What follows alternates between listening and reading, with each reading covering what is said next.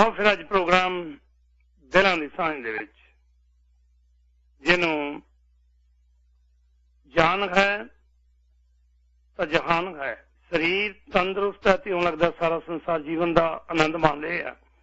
जे किते बीमारियां ने जप्पा आन पाया तो लगता सारा संसार सुता पिया। इसे नारे के तहत 2 दहाके हो गए ने हुण प्रोग्राम दिलों की सांझ शनिवार के पहले जिहड़े समा हुंदा है तकरीबन 2 घंटे 1.5 घंटा निर्भर करता है कि मेहमान कौन है। तुहाडा जिहड़ा भरवां हुंगारा मिलता है उस सदका बड़ी अहम विषय तुहाडे लई लैके आई दे ने। अज भी इसे तरह एक साडी कम्यूनिटी की नामावर शख्सियत मैनूं चेते है 50-60 वारी पहला बहुत छोटे हुंदे सी वैद हुंदे सी। वो कहंदे घर दे क्या करदे सी भी एडा सियाणा बंदा है एडा सियाणा वैद है। वो बंदे की अख देख के दूरों ही दस दिंदा कि इहनूं बीमारी की है। हथ भी नहीं लाउंदा दूरों कहंदा हथ दिखाओ हत्थां नाल पता लग जांदा है। हुण पता लग रहा है कि पुराने समय च पढ़े हुए जिहड़े साइकोलॉजिस्ट जिहड़े तुहाडे दिमाग नूं पढ़दे आ दिमाग नूं पढ़न वाले मनोविग्यानी कहिंदे आ मन दीयां गल्लां सुन के अंदाजा ला लैंदे आ भी इस दे अंदर दुख किहड़ा है किहड़े दुखों ये दिनों दिन डिगदा जा रहा है किहड़ा दुख है जिहड़ा नूं झोरा लग गया जिंदगी दे विच। उहदे वास्ते जे कोई काम कर सकदा है ना टीका ना कोई सुई ना गोलियां ते ना शरबत उहनूं एक नेक सलाह किसी चंगे मनोविग्यानी दी हुंदी है साइकोलॉजिस्ट दी हुंदी है। साडी कम्यूनिटी दे विच एक नाम है जिहड़े बड़े लंबे समय तो मैडिकल खेत्र च विचर रहे ने ते अजकल अमेरिका दे कैलीफोर्निया सूबे दे विच थां थां ते डॉक्टर जसवीर सिंह लोहान जिहड़े कि यारी इंटरनेशनल भी चलाउंदे आ। एक ऐसी संस्था भी बना रखी है कि मनुखता नाल यारी पा के मनुखता का भला किवें करना वो रूह अज प्रोग्राम दिलों की सांझ दे विच मेरे नाल पहले हिस्से च रह गई। आओ सब तो पहला तुहाडे सारे वल्लों साडी टीम वल्लों मैनेजमेंट वल्लों डॉक्टर जसवीर सिंह लोहान का शुकराना अदा करते हैं। डॉक्टर साहब दिलों की सांझ दे विच दिल दीयां गैरां च तुहाडा स्वागत है जी। हाँ जी बहुत बहुत धन्यवाद जी तुहाडा कुलदीप सिंह जी ते मैं तुहाडी पूरी टीम नूं बहुत बहुत धन्यवाद करदा ते सारे श्रोतिਆਂ नूं भी मैं बहुत धन्यवाद करदा। मैनूं बार-बार मौका दे रहे हो इत्थे आउण दा ते लोकां दे नाल रूबरू होण दा। ये मेरा सुभाग्य है। मैं समझदा कि भी मेरे लिए बहुत वड्डी गल है कि मैनूं कम्यूनिटी दे नाल गल करन दा मौका मिलदा ते नाले सुमन जी नूं भी मैं लख लख बधाइयां दिंदा। इन्हां दे जिंदगी दा एक नया चैप्टर शुरू हो रहा है तो ਉਹਦੇ ਲਈ भी मैं बहुत बहुत शुभकामनावां मेरे ਵੱਲੋਂ। धन्यवाद जी। डॉक्टर मैं बड़े लंबे समय तो कोशिश कर रही तुहाडे नाल गलबात करा क्योंकि तुहाडी एक्सपर्टी तुहाडी जिंदगी दे जिहड़े तजर्बे ने ਉਹਦਾ अज लाहा लेना चाहुंदे आ। तो मैं बेनती करदे साडे श्रोतिਆਂ ਨੂੰ कि पहले हिस्से दे किरपा करके अजे कॉल ना करियो। मैं चाहना भी डॉक्टर साहब तो वध जिहड़ी जानकारी वो लई जावे उस तो बाद जिहड़ी आ तुसीं कॉल कर सकदे हो।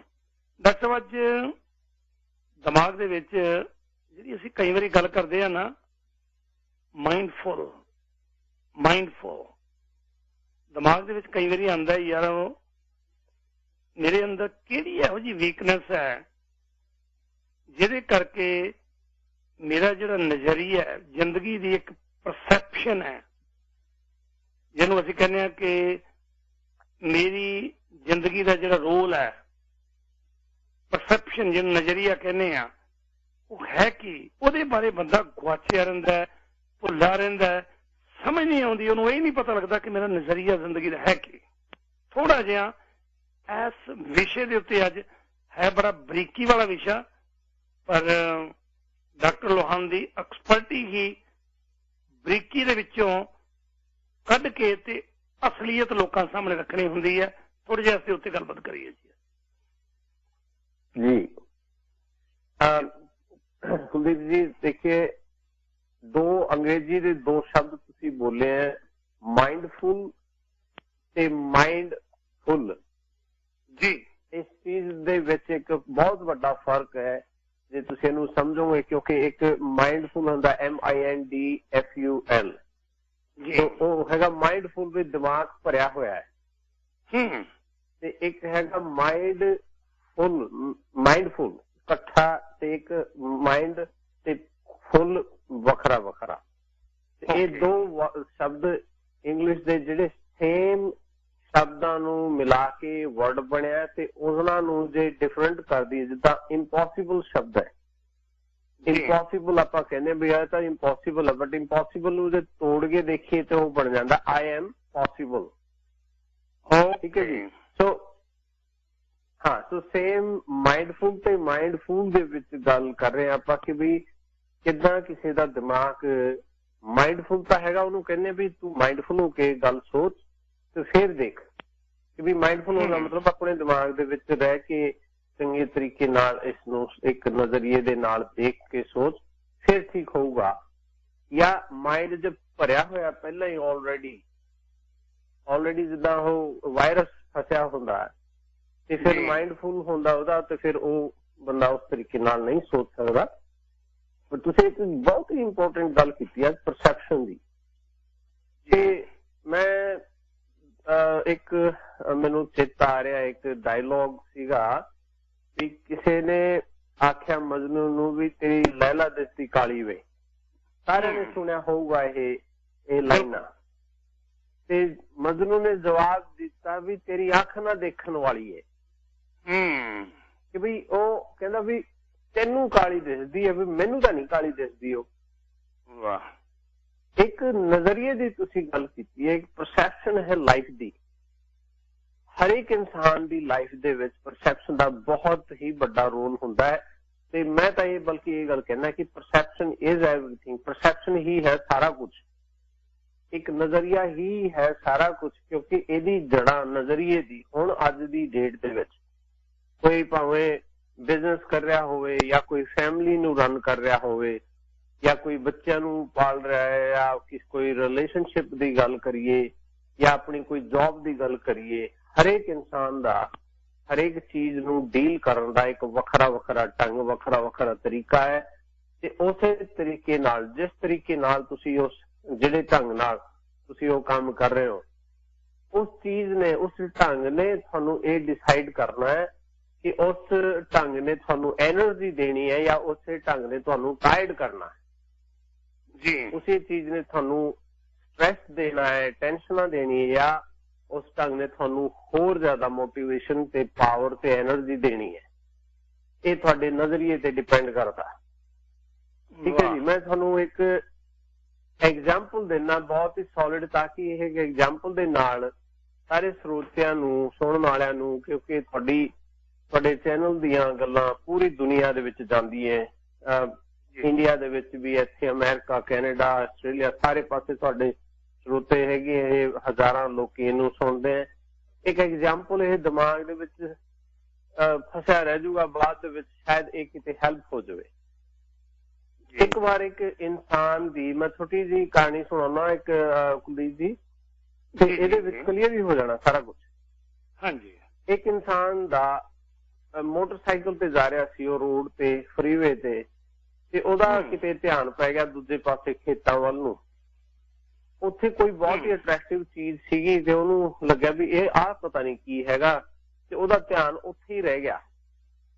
ਅੱਛਾ। ਬੰਦਾ ਜਾਂਦੇ ਜਾਂਦੇ ਉਹਨੇ ਜਦੋਂ ਦੇਖਿਆ ਕਿ ਵੀ ਉਹ ਸਾਹਮਣੇ ਬਹੁਤ ਵੱਡਾ ਟਰੱਕ ਸੀਗਾ, ਤੇ ਟਰੱਕ ਦੇ ਥੱਲੇ ਵੜ ਗਿਆ ਮੋਟਰਸਾਈਕਲ, ਤੇ ਉਹਨੂੰ ਜਦੋਂ ਉਹਦੀਆਂ ਅੱਖਾਂ ਖੁੱਲੀਆਂ, ਉਹਨੇ ਦੇਖਿਆ ਕਿ ਵੀ ਉਹ ਮੋਟਰਸਾਈਕਲ ਥੱਲੇ ਉਹਦੇ ਫਸ ਗਿਆ, ਤੇ ਉਹਦੀ ਟੰਕੀ ਜਿਹੜੀ ਸੀਗੀ ਤੇਲ ਦੀ, ਉਹਦੇ ਵਿੱਚ ਅੱਗ ਲੱਗ ਗਈ, ਉਹ ਆਪ ਵੀ ਜਲ ਗਿਆ। ਜਦੋਂ ਉਹਦੀਆਂ ਅੱਖਾਂ ਖੁੱਲੀਆਂ, ਉਹ ਹਸਪੀਟਲ 'ਚ ਸੀ, ਤੇ ਉਹਦੀ ਬਾਡੀ ਪੂਰੀ ਜਿਹੜੀ 3rd ਡਿਗਰੀ ਬਰਨ ਹੋ ਗਈ ਸੀ, ਜਲ ਗਿਆ ਸੀਗਾ ਬਹੁਤ ਜ਼ਿਆਦਾ। ਉਹਦੀ ਸ਼ਕਲ ਹੁਣ ਪਹਿਲਾਂ ਵਰਗੀ ਨਹੀਂ ਰਹੀ, ਬਹੁਤ ਸੋਹਣਾ ਸੁਨੱਖਾ ਸੀ, ਸ਼ਕਲ ਪਹਿਲਾਂ ਵਰਗੀ ਨਹੀਂ ਰਹੀ। ਤੇ ਜਦੋਂ ਉਹਦੀ ਅੱਖਾਂ ਖੁੱਲੀਆਂ, ਹੋਸ਼ ਆਇਆ, ਉਹਨੂੰ ਹਸਪੀਟਲ ਦੇ ਵਿੱਚ ਉਹਨੇ ਦੇਖਿਆ ਉਹਦੀ ਇੱਕ ਲੱਤ ਵੀ ਵੱਢੀ ਗਈ ਸੀ, ਸੌਰੀ ਦੋਨੋਂ ਲੱਤਾਂ ਉਹਦੀਆਂ ਕੱਟੀ ਨਹੀਂ ਪਈ ਡਾਕਟਰਾਂ ਨੂੰ, ਕਿਉਂਕਿ ਬਹੁਤ ਜ਼ਿਆਦਾ ਐਕਸੀਡੈਂਟ ਬਹੁਤ ਗਹਿਰਾ ਸੀ। ਜਦੋਂ ਉਹਨੇ ਦੇਖਿਆ ਆਪਣੇ ਆਪ ਨੂੰ ਕਿ ਦੋਨੋਂ ਲੱਤਾਂ ਹੁਣ ਨਹੀਂ ਰਹੀਆਂ ਤੇ ਮੇਰੀ ਸ਼ਕਲ ਵੀ ਪਹਿਲਾਂ ਵਰਗੀ ਨਹੀਂ ਰਹੀ, ਤੇ ਉੱਥੋਂ ਦੋ ਨਜ਼ਰੀਏ ਨਿਕਲਦੇ ਆ ਜ਼ਿੰਦਗੀ ਦੇ। ਤੇ ਮੈਂ ਇਹ ਕੁਐਸਚਨ ਬਹੁਤ ਲੋਕਾਂ ਨੂੰ ਪੁੱਛ ਚੁੱਕਿਆ ਤੇ ਮੈਜੋਰਿਟੀ ਜਿਹੜੀ ਹੁੰਦੀ ਹੈ, ਮੈਜੋਰਿਟੀ ਦਾ ਰਿਸਪੌਂਸ ਇਹ ਹੁੰਦਾ ਕਿ ਜੀ ਇਸ ਤੋਂ ਚੰਗਾ ਦਾ ਬੰਦਾ ਮਰੀ ਜਾਂਦਾ। ਹੁਣ ਜ਼ਿੰਦਗੀ ਜੀਣ ਦਾ ਸਵਾਲ ਕੀ, ਵੀਲ ਚੇਅਰ ਤੇ ਰਹਿਣਾ ਸਾਰੀ ਜ਼ਿੰਦਗੀ ਜੀ, ਤੇ ਬਈ ਸ਼ਕਲ ਵੀ ਉਦਾਂ ਦੀ ਨਹੀਂ ਰਹੀ, ਵੀ ਉਹ ਆਪਣੇ ਆਪ ਨੂੰ ਕਿੱਦਾਂ ਸੰਭਾਲੂਗਾ ਬੰਦਾ, ਕਿੱਦਾਂ ਉਹਦੀ ਲਾਈਫ ਦਾ ਹੱਲ ਹੋਊਗੀ, ਬਿਲਕੁਲ ਹੀ ਖਤਮ ਸਮਝੋ। ਕਿ ਬਹੁਤ ਲੋਕਾਂ ਨੇ ਇਸ ਚੀਜ਼ ਦਾ ਇਹ ਜਵਾਬ ਦਿੱਤਾ, ਬਟ ਜਿਹੜਾ ਇਨਸਾਨ ਦੇ ਨਾਲ ਇਹ ਗੱਲ ਹੋਈ ਉਸ ਬੰਦੇ ਦੇ ਦਿਮਾਗ ਦੇ ਵਿੱਚ ਕੀ ਗੱਲ ਆਈ, ਉੱਥੋਂ ਨਜ਼ਰੀਆ ਸਾਰਾ ਹੀ ਕਲੀਅਰ ਹੋ ਜਾਂਦਾ, ਪਰਸੈਪਸ਼ਨ ਸਾਰੀ ਕਲੀਅਰ ਹੋ ਜਾਂਦੀ ਹੈ ਕਿ ਤੁਹਾਡਾ ਸੋਚਣ ਦਾ ਢੰਗ ਤੇ ਕਿਸੇ ਹੋਰ ਦੇ ਸੋਚਣ ਦਾ ਢੰਗ ਕਿੱਦਾਂ ਇੰਪੋਰਟੈਂਟ ਕਿੱਦਾਂ ਹੈਗਾ, ਉਹਦੇ ਕੀ ਮਹੱਤਵ ਕੀ ਹੈ ਉਹਦਾ, ਤੇ ਉਹ ਚੀਜ਼ ਉਸਨੇ ਕੀ ਸੋਚਿਆ, ਉੱਥੇ ਬੈਠੇ ਇਨਸਾਨ ਨੂੰ ਕੀ ਸੋਚਿਆ। ਉਹ ਕਹਿੰਦਾ ਯਾਰ ਇੰਨਾ ਕੁਛ ਹੋ ਗਿਆ ਮੇਰੇ ਨਾਲ, ਮੇਰੀ ਸ਼ਕਲ ਚਲੀ ਗਈ, ਮੇਰੇ ਪੈਰ ਚਲੇ ਗਏ, ਸਾਰੀ ਜ਼ਿੰਦਗੀ ਹੁਣ ਉੱਥੇ ਬਹਿ ਕੇ ਮੈਂ ਦੂਜਿਆਂ ਦੇ ਡਿਪੈਂਡੈਂਟ ਰਹੂੰਗਾ ਜਾਂ ਮੈਂ ਵੀ ਕੁਛ ਵੀ ਸਾਰਾ ਕੁਛ ਚਲਿਆ ਗਿਆ, ਉਸ ਤੋਂ ਬਾਵਜੂਦ ਵੀ ਮੈਂ ਜਿੰਦਾ ਹੁਣ ਵੀ ਜੇ ਮੈਂ ਜਿੰਦਾ। ਇਹਦਾ ਮਤਲਬ ਇਹ ਹੈ ਵੀ ਪ੍ਰਮਾਤਮਾ ਦੀ ਕੋਈ ਇੰਨੀ ਵੱਡੀ ਮਰਜ਼ੀ ਸੀ ਕਿ ਵੀ ਮੈਨੂੰ ਕੁਛ ਨਾ ਕੁਛ ਵੱਡਾ ਇਨਸਾਨ ਬਣਾਉਣਾ, ਤਾਂ ਮੈਨੂੰ ਜਿੰਦਾ ਰੱਖਿਆ।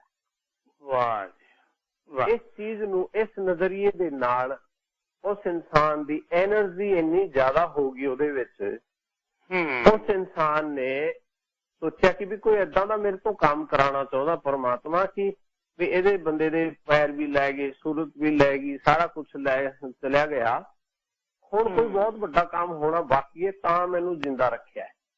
ਵਾਹ ਵਾਹ, ਇਹ ਨਹੀਂ ਬਾਤ ਹੈ ਜੀ ਵੀ ਹੁਣ ਇੰਨਾ ਕੁਛ ਮੇਰਾ ਚਲਿਆ ਗਿਆ ਤੇ ਇਸ ਤੋਂ ਚੰਗਾ ਤਾਂ ਪਰਮਾਤਮਾ ਮੈਨੂੰ ਚੱਕ ਹੀ ਲੈਂਦਾ, ਮੈਨੂੰ ਮਾਰ ਹੀ ਦਿੰਦਾ, ਕਿਉਂ ਮੇਰਾ ਸਾਰਾ ਕੁਛ ਲੈ ਗਿਆ। ਉਹ ਪਹਿਲਾ ਇਨਸਾਨ ਬਣਿਆ ਦੁਨੀਆ ਦਾ ਜਿਹੜਾ ਬਿਨਾਂ ਪੈਰਾਂ ਤੋਂ ਮਾਊਂਟ ਐਵਰੈਸਟ ਦੀ ਚੋਟੀ ਤੇ ਚੜਿਆ। ਵਾਹ, ਕੋਈ ਸੋਚ ਸਕਦਾ ਇਸ ਗੱਲ ਨੂੰ ਕਿ ਆਪਾਂ ਕਿਸੇ ਪਹਾੜੀ ਤੇ ਚੜ੍ਹਨਾ ਹੋਵੇ ਤੇ ਪਹਿਲਾਂ ਹੀ ਗੱਲ, ਉਹ ਮੇਰੇ ਤੋਂ ਕਿੱਥੇ ਚੜਿਆ ਜਾਣਾ ਜੀ, ਮੇਰਾ ਢਿੱਡ ਵੱਡਾ ਹੈ, ਕੋਈ ਕਹੂਗਾ ਮੇਰੇ ਨਾਲ ਪੈਰਾਂ 'ਚ ਪ੍ਰੋਬਲਮ ਹੈ, ਮੈਂ ਤਾਂ ਨਹੀਂ ਚੜ੍ਹ ਸਕਦਾ, ਕੋਈ ਕੁਛ ਤੇ ਕੋਈ ਕੁਛ, ਕਿਉਂਕਿ ਪਹਾੜਾਂ ਤੇ ਚੜ੍ਹਨਾ, ਉਹ ਵੀ ਮਾਊਂਟ ਐਵਰੈਸਟ ਦੁਨੀਆ ਦੀ ਸਭ ਤੋਂ ਉੱਚੀ ਚੋਟੀ ਹੈ, ਬਿਲਕੁਲ ਬਿਲਕੁਲ ਸਭ ਤੋਂ ਉੱਚੀ ਪਹਾੜੀ ਹੈ। ਉੱਥੇ ਪਹੁੰਚਣ ਵਾਸਤੇ ਤਾਂ ਪੈਰਾਂ ਵਾਲੇ ਨਹੀਂ ਪਹੁੰਚ ਸਕਦੇ, ਉੱਥੇ ਬਗੈਰ ਪਹੁੰਚਦਾ ਤਾਂ ਉਹਦੀ ਅਖਬਾਰਾਂ 'ਚ ਨਿਊਜ਼ ਆਉਂਦੀ ਹੈ, ਉਹ ਤਾਂ ਗਿਨੀਜ਼ ਬੁੱਕ ਦੇ ਵਿੱਚ ਨਾਮ ਆਉਂਦਾ ਉਹਨਾਂ ਦਾ। ਤਾਂ ਉਸ ਇਨਸਾਨ ਨੇ ਸੋਚਿਆ ਕਿ ਮੈਂ ਬਿਨਾਂ ਪੈਰਾਂ ਤੋਂ ਚੜ੍ਹਨ ਵਾਲਾ ਪਹਿਲਾ ਇਨਸਾਨ ਬਣਿਆ। ਤੇ ਇੱਥੋਂ ਇੱਕ ਮੈਸੇਜ ਨਿਕਲਦਾ ਹੈ ਕਿ ਸਾਡੀ ਲਾਈਫ ਦੇ ਬਾਰੇ ਤੁਹਾਡਾ ਨਜ਼ਰੀਆ ਕੀ ਹੈ, ਕਿ ਉਸ ਪਹਾੜ ਤੇ ਚੜ੍ਹਨ ਲਈ ਕੀ ਸਾਨੂੰ ਸੱਚੀ ਪੈਰਾਂ ਦੀ ਲੋੜ ਹੈ ਜਾਂ ਆਪਣੀ ਨਜ਼ਰੀਏ ਦੀ ਲੋੜ ਹੈ। ਇਸ ਗੱਲ ਨੂੰ ਸਾਰੇ ਸਰੋਤੇ ਇੱਕ ਵਾਰ ਧਿਆਨ ਨਾਲ ਆਪਣੇ ਅੰਦਰ ਝਾਕੀ ਮਾਰ ਕੇ ਦੇਖਿਓ ਕਿ ਸੱਚੀ ਮਾਊਂਟ ਐਵਰੈਸਟ ਦੀ ਚੋਟੀ ਤੇ ਚੜ੍ਹਨ ਵਾਸਤੇ ਕੀ ਪੈਰਾਂ ਦੀ ਲੋੜ ਸੀ ਜਾਂ ਨਜ਼ਰੀਏ ਦੀ ਲੋੜ ਸੀ, ਸੋਚ ਦੀ ਲੋੜ ਸੀ। ਕਿਉਂਕਿ ਤੁਹਾਡਾ ਨਜ਼ਰੀਆ ਹੀ ਤੁਹਾਨੂੰ ਇਹ ਉਸ ਚੀਜ਼ ਤੇ ਤੱਕ ਲੈ ਕੇ ਜਾਂਦਾ ਹੈ ਕਿ ਜਿਹੜੀ ਗੱਲ ਤੁਸੀਂ ਸੋਚੋਗੇ ਤੁਸੀਂ ਵਿਸ਼ਵਾਸ ਵੀ ਉਸੇ ਗੱਲ ਤੇ ਕਰੋਗੇ। ਬਿਲਕੁਲ। ਹੁਣ ਅੱਛਾ ਡਾਕਟਰ ਸਾਹਿਬ, ਇਹਨੂੰ ਥੋੜਾ ਜਿਹਾ ਆਪਾਂ ਹੋਰ ਪਾਸੇ ਲੈ ਕੇ ਜਾਈਏ। ਮਨ ਦੇ ਅੰਦਰ ਜਿਵੇਂ ਤੁਸੀਂ ਕਿਹਾ ਕਿ ਪੋਜ਼ਿਟਿਵ ਥਾਟ ਆ ਗਏ ਕਿ ਨਹੀਂ ਯਾਰ, ਉਹ ਜਿਵੇਂ ਲੋਕ ਕਹਿ ਰਹੇ ਨੇ ਯਾਰ ਇਹੋ ਜਿਹੀ ਜ਼ਿੰਦਗੀ ਨਾਲ ਤਾਂ ਮਰ ਜਾਣਾ ਬਿਹਤਰ ਹੈ, ਬੜਾ ਔਖਾ ਹੈ, ਨਾ ਇਸ ਬੰਦੇ ਤੋਂ ਏਦਾਂ ਹੁੰਦਾ, ਨਾ ਇਹ ਤੁਰ ਸਕਦਾ ਤੇ ਬੁਰੀ ਹਾਲਤ ਹੋ ਗਈ। ਦਿਮਾਗ ਦੇ ਵਿੱਚ ਕਿਹੜਾ ਇਹੋ ਜਿਹਾ ਸੈੱਲ ਹੈ, ਕਿਵੇਂ ਜਿਹੜੀ ਤੁਹਾਡੀ ਵੀਕਨੈਸ ਨੂੰ ਸਟਰੈਂਥ ਦੇ ਵਿੱਚ ਟਰਨ ਕਰਦੀ ਹੈ? ਦੇਖੋ ਜੀ, ਇਹ ਸੋਲਿਡ ਕੁਐਸਚਨ ਹੈ ਜੀ ਜੀ ਜੀ। ਸਾਡੀ ਜਿਹੜੀ ਸੋਚ, ਸਾਡੀ ਜਿਹੜੀ ਪਰਸੈਪਸ਼ਨ ਹੈ ਨਾ, ਇਹਨਾਂ ਦੀ ਇਸ ਚੀਜ਼ ਦੀ ਜਿਹੜੀ ਜੜ੍ਹਾਂ ਹੈਗੀਆਂ ਉਹ ਸਾਡੇ ਬਚਪਨ ਨਾਲ ਜੁੜੀ ਹੋਈਆਂ। ਜਦੋਂ ਬੱਚਾ ਪੈਦਾ ਹੁੰਦਾ ਉਸ ਟਾਈਮ ਤੋਂ ਇਹ ਚੀਜ਼ਾਂ ਡਿਵੈਲਪ ਹੋਣੀਆਂ ਸ਼ੁਰੂ ਹੁੰਦੀਆਂ। ਤੁਹਾਡੀ ਸੋਚ, ਤੁਹਾਡਾ ਵਿਸ਼ਵਾਸ ਕਰਨ ਦਾ ਤਰੀਕਾ। ਜੇ ਕੋਈ ਛੋਟੇ ਹੁੰਦੇ ਬੱਚੇ ਨੂੰ ਕੋਈ ਇਹ ਕਹਿਣਾ ਸ਼ੁਰੂ ਕਰ ਦੇਵੇ ਕਿ बेटा चॉकलेट चंगी चीज नहीं होंदी, ਉਹ ਚੋਕਲੇਟ ਵਾਲੀ ਆਈਸਕ੍ਰੀਮ ਖਾਣੀ ਨਹੀਂ ਹੈਗੀ, ਉਹਦੇ ਨਾਲ ਤੇਰਾ ਆ ਹੋ ਜਾਣਾ ਉਹ ਹੋ ਜਾਣਾ, ਇਹ ਚੰਗੀ ਚੀਜ਼ ਨਹੀਂ ਹੈ। ਉਹ ਸ਼ੁਰੂ ਤੋਂ ਹੀ ਇਹ ਸੋਚਦਾ ਆ ਰਿਹਾ ਬੱਚਾ, ਉਹਨੂੰ ਇਹ ਉਹਦੇ ਦਿਮਾਗ 'ਚ ਗੱਲਾਂ ਪਾਈ ਜਾ ਰਹੀਆਂ। ਜਦੋਂ ਬੱਚਾ ਬੜਾ ਹੁੰਦਾ, ਉਹ ਕਾਲਜ 'ਚ ਚਲਾ ਜਾਂਦਾ, ਆਪਣੇ ਫਰੈਂਡਸ ਦੇ ਨਾਲ ਖੜਾ ਆਈਸਕ੍ਰੀਮ ਖਾਂਦਾ ਹੈ ਤੇ ਉਹ ਕਹਿੰਦਾ ਜੀ ਵਨੀਲਾ ਆਈਸਕ੍ਰੀਮ ਦਿਓ ਜੀ ਮੈਨੂੰ। ਉਹ ਬਾਰ-ਬਾਰ ਉਹੀ ਆਈਸਕ੍ਰੀਮ ਆਰਡਰ ਕਰੀ ਜਾਂਦਾ ਹੈ ਤੇ ਫਰੈਂਡ ਪੁੱਛਦੇ ਕਿ ਯਾਰ ਤੂੰ ਕਦੇ ਚਾਕਲੇਟ ਨਹੀਂ ਟਰਾਈ ਕੀਤੀ? ਉਹ ਕਹਿੰਦਾ ਚਾਕਲੇਟ ਤਾਂ ਚੰਗੀ ਚੀਜ਼ ਹੁੰਦੀ ਨਹੀਂ। ਤੈਨੂੰ ਕੀ ਪਤਾ ਵੀ ਚਾਕਲੇਟ ਚੰਗੀ ਨਹੀਂ ਹੁੰਦੀ, ਤੂੰ ਤਾਂ ਕਦੇ ਖਾਧੀ ਨਹੀਂ। ਉਹ ਕਹਿੰਦਾ ਵੀ ਮੈਂ ਤਾਂ ਇਹੀ ਸੁਣਦਾ ਆ ਵੀ ਇਹੀ ਚੀਜ਼ ਮੈਂ ਸੁਣਦਾ। ਤੋ ਇਹ ਜਿਹੜੀ ਪੋਜ਼ਿਟਿਵ ਨੈਗੇਟਿਵ ਸੋਚ ਜਿਹੜੀ ਹੈ ਨਾ ਜੀ, ਇਸ ਚੀਜ਼ ਦਾ ਜਿਹੜੀ ਫਾਊਂਡੇਸ਼ਨ ਹੈ, ਹੁਣ ਆਪਾਂ ਬੱਚੇ ਪਾਲਦੇ ਹਾਂ, ਹਰ ਇੱਕ ਇਨਸਾਨ, ਹਰ ਇੱਕ ਮਾਂ ਬਾਪ ਆਪਣੇ ਬੱਚਿਆਂ ਨੂੰ ਬੈਸਟ ਪ੍ਰੈਕਟਿਸਿਸ ਕਰਾਉਂਦਾ। ਹਰ ਇੱਕ ਇਨਸਾਨ ਬਹੁਤ ਹੀ ਵਧੀਆ ਉਹਨੂੰ ਆਪਣੀ ਟੀਚਿੰਗਸ ਦੇਣ ਦੀ ਕੋਸ਼ਿਸ਼ ਕਰਦਾ ਹੈ। ਆਪਾਂ ਭਾਵੇਂ ਮੰਦਿਰ, ਮਸਜਿਦ, ਗੁਰਦੁਆਰਿਆਂ ਦੇ ਵਿੱਚ ਜਾ ਕੇ ਉੱਥੋਂ ਆਪਣੀ ਵਧੀਆ ਵਧੀਆ ਲਰਨਿੰਗ ਲੈ ਕੇ ਆਉਂਦੇ ਆ ਵੀ ਬੱਚਿਆਂ ਦੇ ਵਿੱਚ ਪਾਈਏ, ਤਾਂ ਕਿ ਉਹਨਾਂ ਦਾ ਅੱਗੇ ਜਾ ਕੇ ਫਿਊਚਰ ਬਦਲੇ। ਬਟ ਇਹ ਨਜ਼ਰੀਆ ਜਿਹੜਾ ਹੈ, ਇਸ ਤੁਹਾਡੀ ਜਿਹੜੀ ਵੀਕਨੈਸਿਸ ਹੈ ਉਹਨਾਂ ਨੂੰ ਕਿੱਦਾਂ, ਤੁਹਾਡੀ ਕਮਜ਼ੋਰੀਆਂ ਨੂੰ ਤੁਹਾਡੀ ਤਾਕਤ ਕਿਵੇਂ ਬਣਾਉਣਾ, ਇਹ ਤੁਹਾਡੇ ਨਜ਼ਰੀਏ ਤੇ ਡਿਪੈਂਡ ਕਰਦਾ। ਤੁਹਾਡਾ ਨਜ਼ਰੀਆ, ਤੁਸੀਂ ਕੋਈ ਚੀਜ਼ ਨੂੰ ਸੋਚਦੇ ਹੋ, ਉਸੇ ਚੀਜ਼ ਨੂੰ ਤੁਸੀਂ ਵਿਸ਼ਵਾਸ ਕਰਨ ਲੱਗ ਪੈਂਦੇ ਹੋ, ਉਸੇ ਚੀਜ਼ ਨੂੰ ਤੁਸੀਂ ਬਿਲੀਵ ਕਰਦੇ ਹੋ। ਜਿੱਦਾਂ ਉਸ ਚੀਜ਼ ਨੂੰ ਬਿਲੀਵ ਕਰਦੇ ਹੋ, ਉਹਨੂੰ ਤੁਸੀਂ ਫਿਰ ਤੁਹਾਡੇ ਬਿਹੇਵੀਅਰ ਦੇ ਵਿੱਚ ਲੈ ਕੇ ਆਉਂਦੇ ਹੋ ਕਿ ਤੁਸੀਂ ਫਿਰ ਐਕਸ਼ਨ ਵੀ ਉਦਾਂ ਦੇ ਹੀ ਕਰਦੇ। ਤੁਹਾਡਾ ਐਕਸ਼ਨ ਜਿੱਦਾਂ ਦਾ ਹੁੰਦਾ ਹੈ, ਉਸ ਚੀਜ਼ ਤੇ ਡਿਪੈਂਡ ਕਰਦਾ ਤੁਹਾਡਾ ਮੂਡ ਕਿੱਦਾਂ ਦਾ ਹੋਊਗਾ। ਵਾਹ। ਤੇ ਤੁਹਾਡਾ ਮੂਡ ਹੀ ਤੁਹਾਨੂੰ ਇਹ ਡਿਸਾਈਡ ਕਰਦਾ ਹੈ ਤੁਸੀਂ ਇਨਸਾਨ ਕਿੱਦਾਂ ਦੇ ਹੋ, ਤੁਸੀਂ ਚੰਗੇ ਹੋ, ਮਾੜੇ ਹੋ, ਤੁਹਾਡਾ ਵੀ ਕੀ ਤੁਹਾਨੂੰ ਪਰਸੈਪਸ਼ਨ, ਬਾਹਰਲੀ ਦੁਨੀਆ ਤੁਹਾਨੂੰ ਕਿਵੇਂ ਦੇਖਦੀ ਹੈ ਫਿਰ ਤੁਹਾਡੇ ਐਕਸ਼ਨਾਂ ਦੇ ਨਾਲ, ਤੁਹਾਡੀ ਇੰਟੈਂਸ਼ਨਸ ਦੇ ਨਾਲ। ਕਿਉਂਕਿ ਕੋਈ ਇਨਸਾਨ ਆਪਣੀ ਮਰਜ਼ੀ ਨਾਲ ਗਲਤ ਨਹੀਂ ਕਰਦਾ, ਉਹਨੇ ਸਿੱਖਿਆ ਹੀ ਇਹ ਹੈ ਕਿ ਵੀ ਇਹ ਉਹਦੇ ਹਿਸਾਬ ਨਾਲ ਉਹ ਠੀਕ ਕਰ ਰਿਹਾ ਹੈ, ਉਹਦੇ ਹਿਸਾਬ ਨਾਲ ਉਹ ਠੀਕ ਕਰ ਰਿਹਾ, ਬਟ ਦੂਜਿਆਂ ਦੇ ਹਿਸਾਬ ਨਾਲ ਉਹ ਗਲਤ ਹੈ। ਮੈਂ ਤੁਹਾਨੂੰ ਐਗਜ਼ਾਮਪਲ ਦਿੰਦਾ ਕਰੰਟ ਲਾਈਫ ਦਾ, ਕੁਲਦੀਪ ਜੀ। ਜੀ ਆਪਣੀ ਲਾਈਫ ਦੇ ਵਿੱਚ ਕੋਈ, ਹੁਣ ਤੁਸੀਂ ਸੁਮਨ ਜੀ ਦਾ ਐਗਜ਼ਾਮਪਲ ਦਿੱਤਾ ਬਈ ਕਈਆਂ ਨੇ ਵਧਾਈਆਂ ਦਿੱਤੀਆਂ ਤੇ ਕਈਆਂ ਦੇ ਦਿਮਾਗ 'ਚ ਇਹ ਵੀ ਗੱਲ ਆਈ ਹੋਣੀ ਹੈ ਕਿ ਲੈ ਇਹ ਤਾਂ ਵਿਆਹ ਵਾਲਾ ਤਾਂ ਉਹ ਲੱਡੂ ਹੈ, ਜਿਹੜਾ ਖਾਵੇ ਉਹ ਪਛਤਾਵੇ, ਜਿਹੜਾ ਨਾ ਖਾਵੇ ਉਹ ਵੀ ਨਾ ਖਾਵੇ। ਹਾਂਜੀ। ਹੁਣ ਇਸ ਗੱਲ ਨੂੰ ਜੇ ਤੁਸੀਂ ਇੰਟਰਪ੍ਰੇਟ ਕਰੋ ਆਪਣੇ ਰੀਅਲ ਲਾਈਫ ਦੇ ਵਿੱਚ, ਇਹ ਗੱਲ ਨਿਕਲੀ ਕਿੱਥੋਂ? ਇਹ ਗੱਲ ਨਿਕਲੀ ਕਿੱਥੋਂ? ਇਹ ਨਜ਼ਰੀਆ ਕਿੱਥੋਂ ਆਇਆ? ਇਹ ਆਇਆ ਉੱਥੋਂ ਹੀ ਹੈ, ਇਹ ਨਜ਼ਰੀਆ ਕਿ ਵੀ ਕਿਸੇ ਦਾ ਮਾੜਾ ਐਕਸਪੀਰੀਅੰਸ ਹੋਇਆ ਹੋਊਗਾ ਵਿਆਹ ਦੇ ਨਾਲ ਜੀ, ਉਹਨੇ ਇਹ ਗੱਲ ਕਹਿਤੀ। ਜਿਨ੍ਹਾਂ ਨੂੰ ਲੱਗਦਾ ਕਿ ਉਹ ਮੇਰੀ ਤਾਂ ਲਾਈਫ ਹੀ ਚੇਂਜ ਹੋ ਗਈ, ਸ਼ਾਦੀ ਤੋਂ ਬਾਅਦ ਮੇਰੀ ਤਾਂ ਲਾਈਫ ਹੀ ਚੇਂਜ ਹੋ ਗਈ। ਦੇਖੋ ਕਿੰਨੀ ਸੋਹਣੀ ਚੀਜ਼ ਸੀ ਇਹ ਕਿ ਵੀ ਇੱਕ ਫੈਮਿਲੀ ਹੋਣਾ, ਬੱਚੇ ਹੋਣੇ, ਇੱਕ ਨਿਊ ਕ੍ਰੀਏਚਰ ਨੂੰ ਤੁਸੀਂ ਜਨਮ ਦੇਣਾ, ਇੱਕ ਬਹੁਤ ਹੀ ਸੋਹਣੀ ਲਾਈਫ ਹੁੰਦੀ ਹੈ। ਤੁਸੀਂ ਬਹੁਤ ਹੀ ਪ੍ਰਾਊਡ ਫੀਲ ਕਰਦੇ ਹੋ ਕਿ ਵੀ ਇੱਕ ਜਨਮਦਾਤਾ ਬਣਦੇ ਹੋ। Best feeling in the world. But ਉਹ ਨਜ਼ਰੀਆ ਹੀ ਹੈ। ਇੱਕ ਬੰਦਾ ਲੈ ਕੀ ਹੈ ਲਾਈਫ, ਹੁਣ ਵਿਆਹ ਕਰਾਓ, ਫਿਰ ਬੱਚੇ ਪੈਦਾ ਕਰੋ, ਫਿਰ ਉਹਨਾਂ ਨੂੰ ਸਾਂਭੋ, ਪਾਲੋ, ਤੇ ਉਹਨਾਂ ਨੇ ਵੱਡੇ ਹੋ ਕੇ ਆਪਣੇ ਸਿਰ 'ਚ ਈਂਟ ਮਾਰਨੀ ਹੈ। ਬੱਚਿਆਂ ਨੇ ਅੱਜ ਕੱਲ੍ਹ ਪੁੱਛਣਾ ਵੀ ਨਹੀਂ। ਕੱਲ ਵੀ ਮੈਨੂੰ ਕਿਸੇ ਦਾ ਫੋਨ ਆਇਆ ਸੀ ਇਸੇ ਗੱਲ ਤੇ, ਸਾਰਾ ਕੁਛ ਬਣਾਇਆ ਜ਼ਿੰਦਗੀ ਦੇ ਵਿੱਚ, ਪੈਸੇ ਬਹੁਤ ਬਣਾਏ, ਬਟ ਹੁਣ ਨਿਆਣੇ ਹੈ ਉਹ ਗੱਲ ਹੀ ਨਹੀਂ ਕਰਦੇ। ਇਹ ਵੀ ਨਹੀਂ ਪੁੱਛਦੇ ਕਿ ਡੈਡੀ ਨੂੰ ਜਾਂ ਆਪਣੀ ਮਾਂ ਨੂੰ ਕਿ ਵੀ ਦਵਾਈ ਚਾਹੀਦੀ ਕਿ ਨਹੀਂ ਚਾਹੀਦੀ, ਕਹਿੰਦੇ ਆਪੇ ਲੈ ਲੈਣਗੇ। ਕਹਿੰਦੇ ਜੀ ਮਰਨ ਦੀ ਵੇਟ ਕਰਦੇ ਵੀ ਇਹ ਮਰਨ ਤਾਂ ਸਾਨੂੰ ਕਿੰਨੇ ਪੈਸੇ ਮਿਲਣ।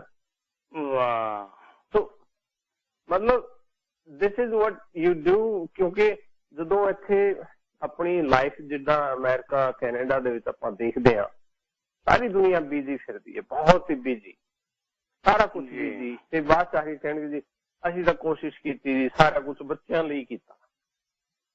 ਬਟ ਕਿਤੇ ਨਾ ਕਿਤੇ ਜਦੋਂ ਇਹ ਵੱਡੀਆਂ ਚੀਜ਼ਾਂ ਅਸੀਂ ਬਣਾ ਰਹੇ ਸੀਗੇ, ਕਰ ਰਹੇ ਸੀਗੇ, ਕਿਤੇ ਨਾ ਕਿਤੇ ਕੋਈ ਗਲਤੀ ਸਾਡੇ ਤੋਂ ਵੀ ਹੋਈ ਹੋਊਗੀ ਸ਼ਾਇਦ, ਵੀ ਉਹਨਾਂ ਵੱਲ ਧਿਆਨ ਨਹੀਂ ਦਿੱਤਾ ਗਿਆ, ਉਹਨਾਂ ਨੂੰ ਟਾਈਮ ਨਹੀਂ ਦਿੱਤਾ ਗਿਆ, ਆਪਾਂ ਆਪਣੇ ਕੰਮਾਂ 'ਚ ਬਿਜ਼ੀ ਰਹੇ, ਕਿਤੇ ਇਗਨੋਰ ਹੋਏ ਹੋਣਗੇ। ਉਹ ਫੀਲਿੰਗ, ਉਹ ਅਟੈਚਮੈਂਟ ਉਹ ਕ੍ਰੀਏਟ ਨਹੀਂ ਹੋਣੀ ਕੋਈ ਹੋਊਗੀ ਕਿਤੇ ਨਾ ਕਿਤੇ, ਕੋਈ ਨਾ ਕੋਈ। ਆਪਾਂ ਇਕੱਲੇ ਬੱਚਿਆਂ ਨੂੰ ਵੀ ਇਸ ਗੱਲ ਦੀ ਦੋਸ਼ੀ ਨਹੀਂ ਦੇ ਸਕਦੇ।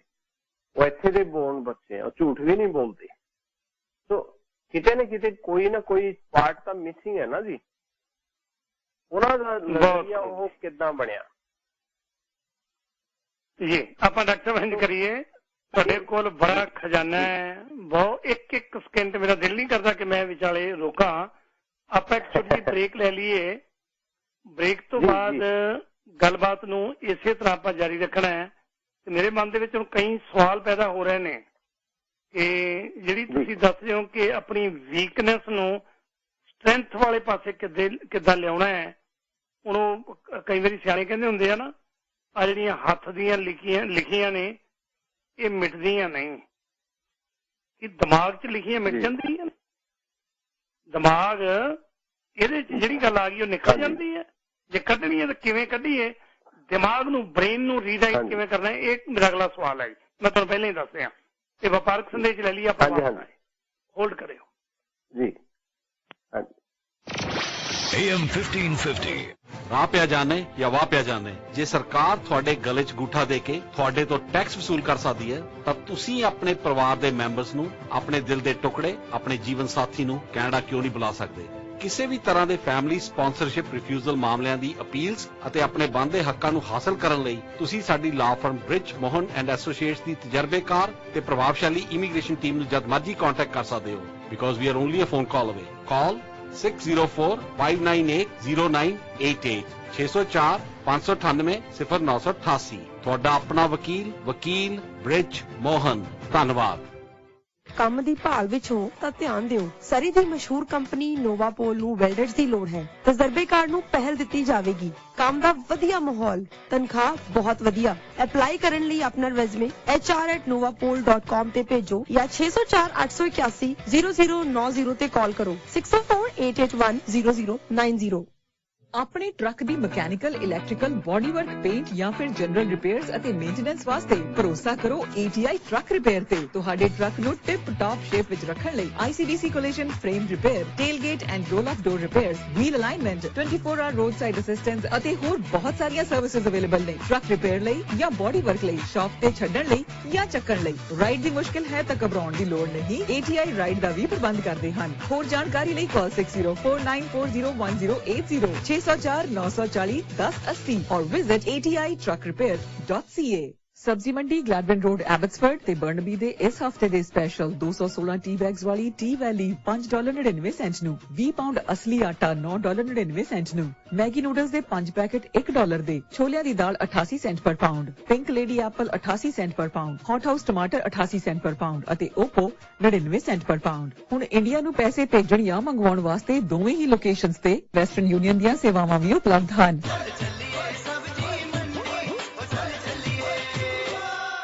घर दी खुशी घरवाली दे नाल, श्रीमती खुश जग खुश। सियाने कहंदे हन खाओ मन पाउंदा ते पहनो जग पाउंदा, और ए जग पाउंदे गहने आप नूं मिलणगे ACC ज्वेलर्स ਤੋਂ। इकल्ले विआह शादी ही नहीं, हर मौके दे गहने आप नूं मिल सकदे हन ACC ज्वेलर्स ਤੋਂ। यूनिट 156-12899 80th एवेन्यू पायल बिजनेस सेंटर सरी, जिथे आप दा स्वागत करनगे मुकेश जी। परिवारां समेत पहुंचना। वाकफी telephone 6045035544 ACC Jewelers।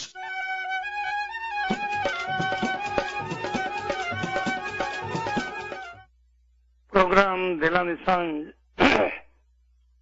KRPI radio 1550 AM band ਤੇ ਸੁਣ ਰਹੇ ਹੋ। ਜਿਨ੍ਹਾਂ ਨੇ ਦੇਰ ਨਾਲ ਰੇਡੀਓ ਟਿਊਨ ਕੀਤਾ ਉਹਨਾਂ ਜਾਣਕਾਰੀ ਦੱਸਦੇ ਹਾਂ, ਕਿਉਂਕਿ ਕਈ ਵਾਰੀ ਛੁੱਟੀ ਦਾ ਦਿਨ ਹੁੰਦਾ, ਥੋੜਾ ਜਿਹਾ ਦੇਰ ਟਿਊਨ ਕਰੀਦਾ ਜਾਂ ਦੁਨੀਆ ਭਰ ਦੇ ਵਿੱਚ ਅਲੱਗ-ਅਲੱਗ ਟਾਈਮਾਂ ਦੇ ਉੱਤੇ। ਮੈਨੂੰ ਇਸ ਗੱਲ ਦਾ ਮਾਣ ਹੈ ਕਿ ਆਪਣੀ ਪੰਜਾਬੀ ਕਮਿਊਨਿਟੀ ਦੇ ਵਿੱਚ ਪਹਿਲੀ ਵਾਰੀ ਇੱਕ ਹੈਲਥ ਸ਼ੋਅ ਇੰਟਰੋਡਿਊਸ ਹੋਇਆ ਸੀ 20 ਵਰੇ ਪਹਿਲਾਂ ਇਸੇ ਰੇਡੀਓ ਸਟੇਸ਼ਨ ਤੇ ਲਗਾਤਾਰ ਮੀਂਹ ਜਾਵੇ, ਹਨੇਰੀ ਆਵੇ, ਕੋਈ ਪ੍ਰਧਾਨ ਮੰਤਰੀ ਜੰਮੇ ਜਾਂ ਰਾਸ਼ਟਰਪਤੀ ਮਰੇ, ਜਿਹੜਾ ਸ਼ਨੀਵਾਰ ਦਾ ਪ੍ਰੋਗਰਾਮ ਹੈ ਉਹ ਸਿਹਤ ਸੰਬੰਧੀ ਹੁੰਦਾ ਹੈ ਤੇ ਦੁਨੀਆ ਭਰ ਤੋਂ ਜਿਹੜੇ ਸਾਡੀ ਕਮਿਊਨਿਟੀ ਦੇ ਹੀਰੇ ਨੇ ਉਹ ਲੱਭ ਕੇ ਲਿਆਈਦੇ ਨੇ ਤਾਂ ਜੋ ਆਪਾਂ ਸਿਹਤ ਸੰਬੰਧੀ ਵੱਧ ਤੋਂ ਵੱਧ ਵਧੀਆ ਤਰੀਕੇ ਨਾਲ ਹੋਰ ਗੱਲਬਾਤ ਕਰ ਸਕੀਏ ਤੇ ਜਾਗਰੂਕ ਹੋ ਸਕੀਏ। ਡਾਕਟਰ ਜਸਵੀਰ ਸਿੰਘ ਲੋਹਾਨ ਪੜਿਆਲਾ ਮਨੋਵਿਗਿਆਨੀ ਨੇ ਕੈਲੀਫੋਰਨੀਆ ਅਮਰੀਕਾ ਦੇ ਵਿੱਚ, ਉਹਨਾਂ ਨਾਲ ਅੱਜ ਗੱਲਬਾਤ ਹੋ ਰਹੀ ਹੈ।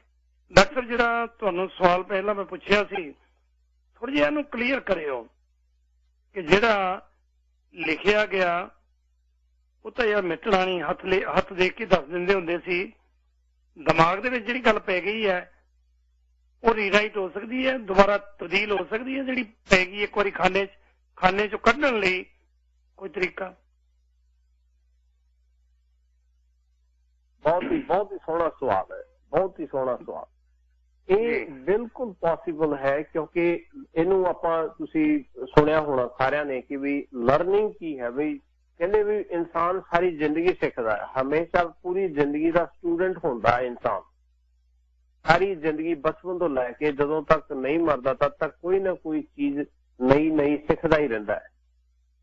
ਤੇ ਤੁਸੀਂ ਜੇ ਕਿਸੇ ਬੁੱਕ ਨੂੰ ਤੁਸੀਂ ਪੜ੍ਹਨਾ ਸ਼ੁਰੂ ਕਰਦੇ ਹੋ ਤੇ ਹਰ ਵਾਰ ਤੁਸੀਂ ਉਸ ਇੱਕ ਹੀ ਬੁੱਕ ਨੂੰ ਤੁਸੀਂ 100 ਵਾਰ ਪੜ੍ਹੋਗੇ ਤਾਂ 100 ਵਾਰ ਤੁਹਾਨੂੰ ਉਹਦੇ ਵਿੱਚੋਂ ਨਏ ਮੈਸੇਜ ਲੱਭਣਗੇ।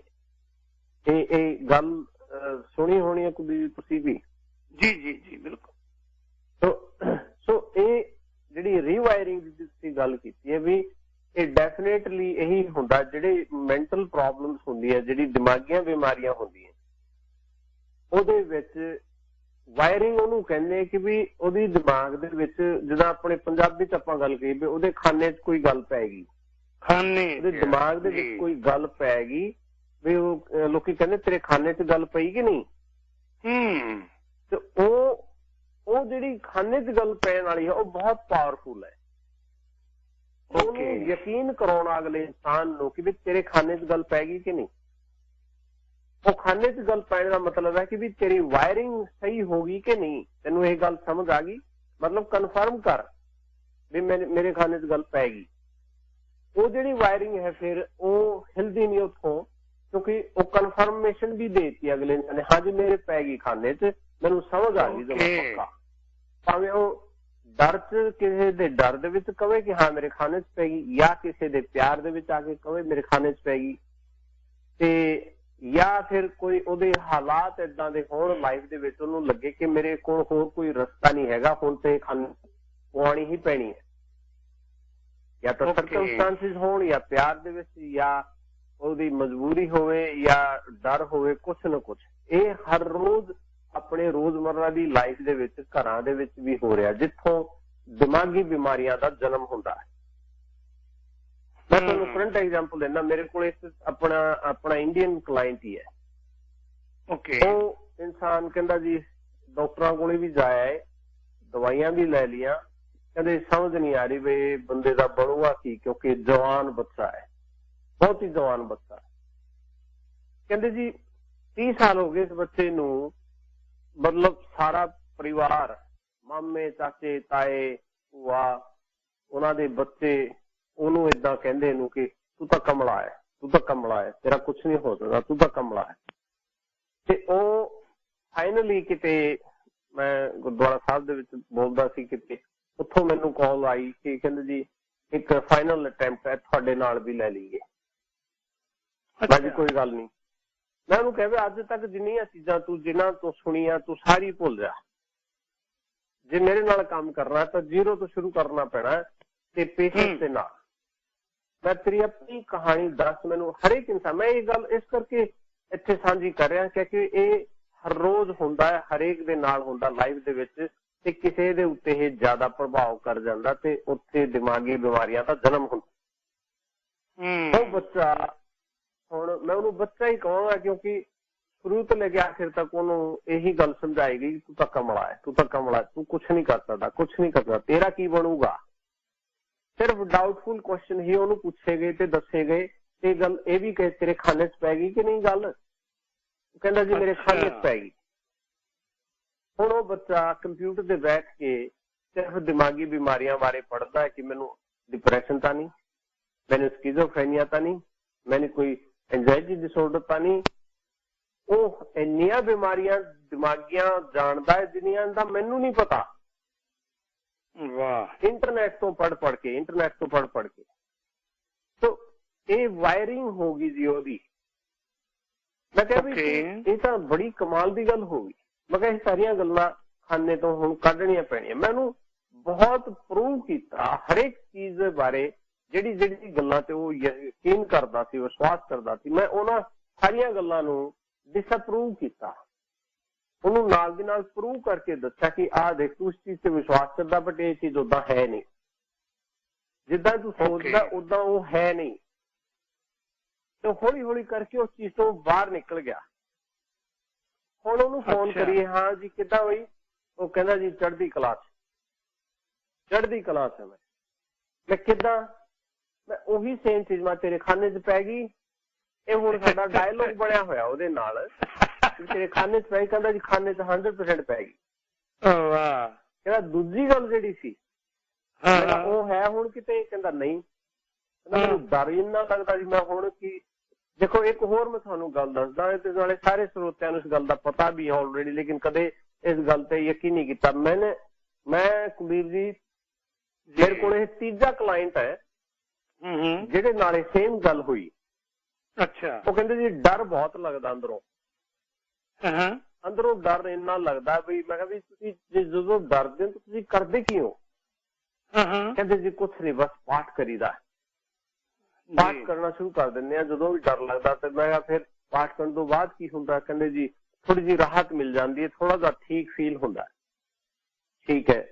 ਮੈਂ ਕਿਹਾ ਵੀ ਫਿਰ ਤੁਹਾਨੂੰ ਤਾਂ ਚੇਤਾ ਹੀ ਹੋ ਗਿਆ ਹੋਣਾ ਪਾਠ ਸਾਰਾ, ਤੁਹਾਨੂੰ ਪੜ੍ਹਨ ਦੀ ਵੀ ਲੋੜ ਨਹੀਂ। ਕਹਿੰਦੇ ਹਾਂਜੀ। ਮੈਂ ਸੁਣਾਓ। ਉਹਦੀ ਪਹਿਲੀ ਲਾਈਨ ਦੇ ਵਿੱਚ ਉਹ ਬੋਲਦੇ ਆ ਦੋ ਸ਼ਬਦ ਉਹਦੇ ਵਿੱਚ, ਨਿਰਭਉ ਨਿਰਵੈਰ। ਤੇ ਮੈਂ ਕਿਹਾ ਜੀ ਇੱਥੇ ਰੁਕ ਜਾਓ ਤੇ ਇਹਦਾ ਮੀਨਿੰਗ ਦੱਸੋ। ਅੱਛਾ। ਪਰਸੈਪਸ਼ਨ ਦੀ ਗੱਲਾਂ ਆਪਾਂ ਕਰ ਰਹੇ ਹਾਂ, ਨਜ਼ਰੀਏ ਦੀ ਗੱਲਾਂ ਕਰ ਰਹੇ ਹਾਂ। ਜਿਹੜੇ ਸ਼ਬਦ ਆਪਣੇ ਦਿਮਾਗ ਦੇ ਵਿੱਚ, ਆਪਣੇ ਜ਼ੁਬਾਨ ਦੇ ਵਿੱਚ ਦਿਨ 'ਚ 50 ਵਾਰੀ ਆਉਂਦੇ ਹੈ, ਬਟ ਉਹਦਾ ਕਦੇ ਮੀਨਿੰਗ ਨਹੀਂ ਸਮਝਿਆ, ਕਦੇ ਸੋਚਿਆ ਨਹੀਂ ਉਹਦੇ ਬਾਰੇ। ਮੈਂ ਇਹ 3 ਇਨਸਾਨਾਂ ਨੂੰ ਪੁੱਛਿਆ ਕਿ ਜਾਂ ਤਾਂ ਤੁਸੀਂ ਗੁਰੂ ਗ੍ਰੰਥ ਸਾਹਿਬ ਨੂੰ ਕਿਤਾਬ ਨਾ ਬਣਾਓ, ਤੁਸੀਂ ਉਹਨੂੰ ਜੇ ਪੜ੍ਹਨਾ ਹੈ ਚੰਗੀ ਤਰ੍ਹਾਂ ਤੇ ਉਹਨੂੰ ਗ੍ਰੰਥ ਨੂੰ ਗ੍ਰੰਥ ਰਹਿਣ ਦਿਓ, ਤੇ ਸਿੱਖਿਆ ਜੇ ਲੈਣੀ ਉਹਨੂੰ ਗੁਰੂ ਮੰਨਿਆ ਤਾਂ ਗੁਰੂ ਜਿਹੜੀ ਗੱਲ ਦੱਸ ਰਿਹਾ ਉਹਨੂੰ ਮੰਨੋ, ਜਾਂ ਫਿਰ ਉਹਨੂੰ ਇੱਕ ਕਿਤਾਬ ਨਾ ਬਣਾਓ। ਤੁਸੀਂ ਹੁਣ ਕਿਤਾਬ ਵਾਂਗੂ ਪੜ੍ਹ ਰਹੇ ਹੋ ਵੀ 4 ਲਾਈਨਾਂ ਪੜ੍ਹ ਲਈਆਂ ਤੇ ਫਿਰ ਉਸ ਚੀਜ਼ ਤੇ ਅਮਲ ਕੋਈ ਕੀਤਾ ਨਹੀਂ ਤੇ ਉਹਦਾ ਫਾਇਦਾ ਨਹੀਂ ਹੋਣਾ।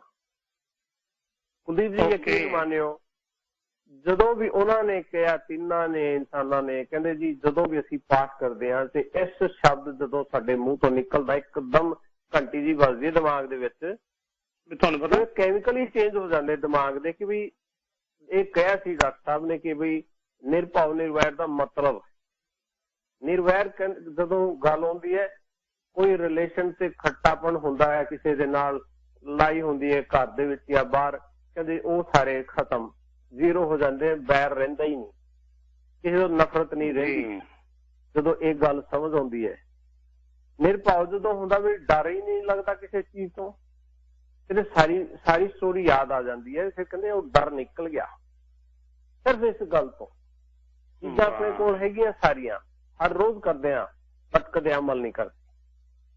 ਸੋ ਇਹ ਇੱਕ ਕੁਲਦੀਪ ਜੀ ਨਜ਼ਰੀਆ ਤੁਸੀਂ ਗੱਲ ਪੁੱਛੀ ਸੀ ਕਿ ਕਿਸੇ ਵੀਕਨੈਸ ਨੂੰ ਸਟਰੈਂਥ ਦੇ ਵਿੱਚ ਕਿੱਦਾਂ ਕਨਵਰਟ ਕਰਨਾ।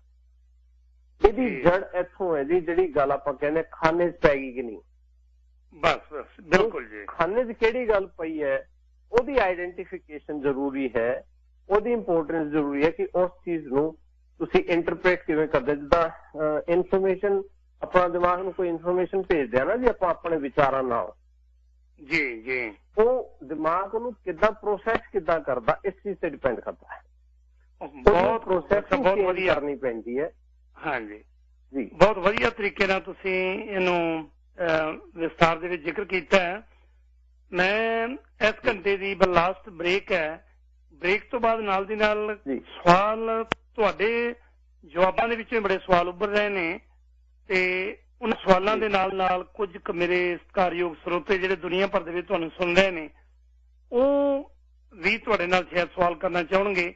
ਮੈਂ ਬੇਨਤੀ ਕਰਦਿਆਂ ਪਹਿਲਾਂ ਹੀ ਕਿ ਮੈਂ ਲਾਈਨਾਂ ਖੋਲ ਦਿੱਤੀਆਂ ਨੇ। 1-844 247 1550 ਟੋਲ ਫ੍ਰੀ ਨੰਬਰ ਹੈ। 1-844 247 1550 85550 ਵਕਫੇ ਤੋਂ ਬਾਅਦ ਵਾਪਸ ਆਏ। ਇੱਕ ਸਵਾਲ ਮੇਰਾ ਹੋਏਗਾ ਕਿ ਜ਼ਿੰਦਗੀ ਦੇ ਵਿੱਚ ਹਰੇਕ ਵਿਅਕਤੀ ਨੂੰ ਜ਼ਿੰਦਗੀ ਨੂੰ ਅੱਗੇ ਚਲਾਉਣ ਦੀ ਕਿਸੇ ਮੈਂਟਰ ਦੀ ਲੋੜ ਹੈ, ਲਾਈਫ ਕੋਚ ਦੀ ਲੋੜ ਹੈ? ਜਿਵੇਂ ਕਈ ਵਾਰੀ ਸਿਆਣੇ ਵੀ ਕਹਿੰਦੇ ਹੁੰਦੇ ਆ ਨਾ ਕਿ ਬੰਦੇ ਨੂੰ ਸਫਲਤਾ ਤੱਕ ਲਿਜਾਣ ਲਈ ਔਰਤ ਦਾ ਬੜਾ ਵੱਡਾ ਹੱਥ ਹੁੰਦਾ ਹੈ, ਕਿ ਵਾਕਈ ਤੁਹਾਨੂੰ ਲਾਈਫ ਕੋਚ ਜ਼ਿੰਦਗੀ 'ਚ ਕੋਈ ਨਾ ਕੋਈ ਚਾਹੀਦਾ ਹੈ। ਇਹਦੀ ਗੱਲਬਾਤ ਤੇ ਨਾਲ ਦੀ ਨਾਲ ਤੁਹਾਡੀਆਂ ਕਾਲਸ 1-8442471550 ਵਾਪਸ ਆਏ। ਕਾਲ ਕਰਕੇ ਤੁਸੀਂ ਆਪਣੀ ਲਾਈਨ ਹੋਲਡ ਕਰ ਸਕੋਗੇ, ਕਿਉਂਕਿ ਬਾਅਦ ਦੇ ਵਿੱਚ ਤਕਰੀਬਨ ਵਰਾ ਹੋ ਗਿਆ, ਡਾਕਟਰ ਸਾਹਿਬ ਨਾਲ ਗੱਲਬਾਤ ਨਹੀਂ ਹੋਈ ਤੇ ਕਾਫੀ ਵਾਰੀ ਕੋਸ਼ਿਸ਼ ਕਰਕੇ ਡਾਕਟਰ ਸਾਹਿਬ ਨੂੰ ਅਪਾਇੰਟਮੈਂਟ ਬਣਾ ਕੇ ਅੱਜ ਦੇ ਪ੍ਰੋਗਰਾਮ ਦੇ ਵਿੱਚ ਗੱਲਬਾਤ ਹੋ ਰਹੀ ਹੈ। ਤੁਹਾਡੇ ਮਨ ਦੇ ਵਿੱਚ ਕੋਈ ਵੀ ਸਵਾਲ ਆਉਂਦਾ ਹੈ 1-844-247-1550 ਮਨੋਵਿਗਿਆਨੀ ਨੂੰ ਤੁਸੀਂ ਕੀ ਪੁੱਛ ਸਕਦੇ ਹੋ। ਵਿਸ਼ਾ ਲਗਾਤਾਰ ਤਕਰੀਬਨ 40 ਮਿੰਟਾਂ ਤੋਂ ਗੱਲਬਾਤ ਚੱਲ ਰਹੀ ਹੈ। ਡਾਕਟਰ ਇਸ ਤੋਂ ਪਹਿਲਾਂ ਕਿ ਮੈਂ ਜ਼ਿੰਦਗੀ ਦੇ ਕੋਚ ਦੀ ਗੱਲਬਾਤ ਕਰਾਂ, ਆਪਾਂ ਹੁਣੇ ਗੱਲ ਕਰ ਰਹੇ ਸੀ ਕਿ ਰੀਵਾਇਰਿੰਗ ਦਿਮਾਗ ਦੀ, ਇਹਦੇ ਨਾਲ ਥੋੜਾ ਜਿਹਾ ਦੱਸਿਓ ਕਿ ਬ੍ਰੇਨ ਹੈ ਜਿਹੜਾ ਸਾਡਾ ਦਿਮਾਗ ਹੈ, ਇਹਦੀ ਕੋਈ ਲਿਮਟ ਵੀ ਹੈ ਔਰ ਜਾਂ ਉਹਦੀ ਪਾਵਰ ਦੀ ਜਦੋਂ ਅਸੀਂ ਗੱਲਬਾਤ ਕਰਦੇ ਹਾਂ ਕਈ ਵਾਰੀ ਕਹਿੰਦੇ ਨਹੀਂ ਬੰਦਾ ਬੜਾ ਜੀਨੀਅਸ ਹੈ ਯਾਰ, ਉਹਨੂੰ ਸਵਾਲ ਬਾਅਦ ਚ ਪੁੱਛੋ ਜਵਾਬ ਪਹਿਲਾਂ ਹੁੰਦਾ। ਕਈ ਵਾਰੀ ਛੋਟੇ ਛੋਟੇ ਬੱਚੇ ਹੁੰਦੇ ਨੇ, ਉਹਨਾਂ ਨੂੰ ਪਹਾੜੇ ਮਲਟੀਪਲਾਈ ਪਤਾ ਨਹੀਂ ਕੀ ਕੁਝ ਸਵਾਲ ਪੁੱਛੀ ਜਾਂਦੇ, ਉਹ 1 ਸਕਿੰਟ ਲਾਉਂਦੇ ਆ। ਉਸੇ ਵੇਲੇ ਥੋੜਾ ਜਿਹਾ ਦੇਖ ਕੇ, ਮੈਂ ਇੱਕ ਬੱਚੀ ਆ ਦਿੱਲੀ ਦੇ ਵਿੱਚ, ਉਹ ਬੱਚੀ ਅੱਖਾਂ ਦੇ ਉੱਤੇ ਪੱਟੀ ਬੰਨ ਲੈਂਦੀ ਹੈ, ਕਿਤਾਬ ਕੰਨਾਂ ਦੇ ਲਾਗੇ ਰੱਖ ਕੇ ਜਦ ਸੁਣ ਕੇ ਦਿਮਾਗ ਦੀ ਪਾਵਰ ਦੀ ਗੱਲ ਕਰ ਰਹੇ ਹਾਂ, ਉਹ ਦੱਸ ਦਿੰਦੀ ਹੈ ਕਿਤਾਬ ਦੇ ਵਿੱਚ ਲਿਖਿਆ ਕਿ ਇਹ ਕਿਤਾਬ ਕੀ ਹੈ, ਕਿੰਨੇ ਪੇਜ ਨੇ ਤੇ ਕੀ ਹੈ ਸਾਰਾ ਕੁਝ। ਮੈਂ ਹੈਰਾਨ ਸੀ। ਥੋੜੀ ਜਿਹੀ ਦਿਮਾਗ ਦੀ ਲਿਮਟ ਦੀ ਥੋੜੀ ਜਿਹੀ ਗੱਲਬਾਤ ਕਰਿਓ ਕਿ ਇਹਦੀ ਕੋਈ ਲਿਮਟ ਵੀ ਹੈ ਜਿਹੜੀ ਅਸੀਂ ਕਈ ਵਾਰੀ ਗੱਲ ਕਰਦੇ ਹਾਂ ਸਾਨੂੰ ਸਮਝ ਨਹੀਂ ਆਉਂਦੀ, ਇਹ ਕਿਵੇਂ ਵਾਪਰ ਜਾਂਦਾ ਹੈ। ਰੀਵਾਇਰਿੰਗ ਦੀ ਗੱਲ ਜੀ, ਇਹ ਹਾਂਜੀ ਰੀਵਾਇਰਿੰਗ ਤਾਂ ਇਹ 100%, ਕਿਉਂਕਿ ਰੀਵਾਇਰਿੰਗ ਆਪਾਂ ਹਰ ਰੋਜ਼ ਹੀ ਹੁੰਦੀ ਆਪਣੀ ਲਾਈਫ ਦੇ ਵਿੱਚ, ਆਪਾਂ ਨੂੰ ਰਿਅਲਾਈਜ਼ ਨਹੀਂ ਹੁੰਦਾ ਜੀ। ਤੇ 100% ਇਹ ਰੀਵਾਇਰਿੰਗ ਇਜ਼ ਪੋਸੀਬਲ, ਕਿਉਂਕਿ ਰੀਵਾਇਰਿੰਗ ਦੇ ਨਾਲ ਹੀ ਇਲਾਜ ਹੁੰਦਾ। ਤੇ ਤੁਸੀਂ ਸਿੰਪਲ ਜਦੋਂ ਕਿਸੇ ਡਾਕਟਰ ਦੇ ਕੋਲ ਜਾਂਦੇ ਆ ਆਪਾਂ, ਤੇ ਡਾਕਟਰ ਜੇ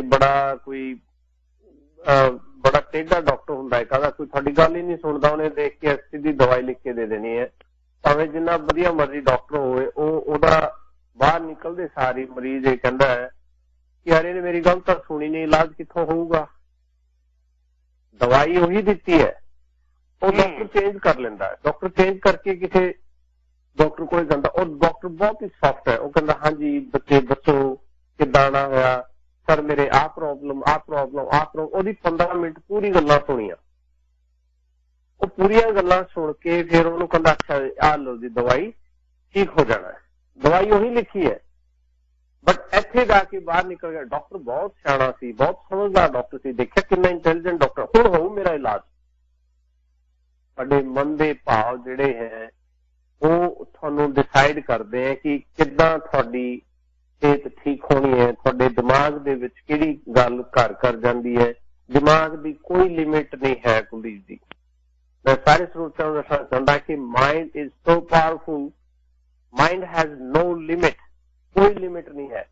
ਮੈਂ ਹੁਣ ਤੁਹਾਨੂੰ ਦੱਸਾਂ ਵੀ ਤੁਹਾਡੇ ਦਿਮਾਗ ਦੇ ਵਿੱਚ ਵੀ ਉਹੀ ਸਾਰੀਆਂ ਚੀਜ਼ਾਂ, ਉਹੀ ਸਾਰੇ ਔਰਗਨ, ਉਹੀ ਸਾਰਾ ਸਿਸਟਮ ਲੱਗਿਆ ਹੋਇਆ ਹੈ ਜਿਹੜੇ ਮੇਰੇ ਲੱਗਿਆ ਜਾਂ ਕਿਸੇ ਹੋਰ ਦੇ ਲੱਗਿਆ ਹੈ, ਕੋਈ ਭਾਵੇਂ ਅਬਦੁਲ ਕਲਾਮ ਜੀ ਦੇ ਲੱਗਿਆ ਸੀ ਜਾਂ ਕਿਸੇ ਦੇ ਵੀ ਦਿਮਾਗ ਦੇ ਵਿੱਚ ਜਿਹੜੀ ਚੀਜ਼ਾਂ ਲੱਗੀਆਂ ਹੁੰਦੀਆਂ, ਹਰੇਕ ਇਨਸਾਨ ਦੇ ਦਿਮਾਗ ਦੇ ਵਿੱਚ ਸੇਮ ਚੀਜ਼ਾਂ ਲੱਗੀਆਂ ਹੈ। ਤੁਹਾਡਾ ਇੰਟਰਸਟ ਕੀ ਹੈ, ਤੁਹਾਡੀ ਸੋਚਣੀ ਕੀ ਹੈ, ਤੁਹਾਡੀ ਪਰਸੈਪਸ਼ਨ ਕੀ ਹੈ।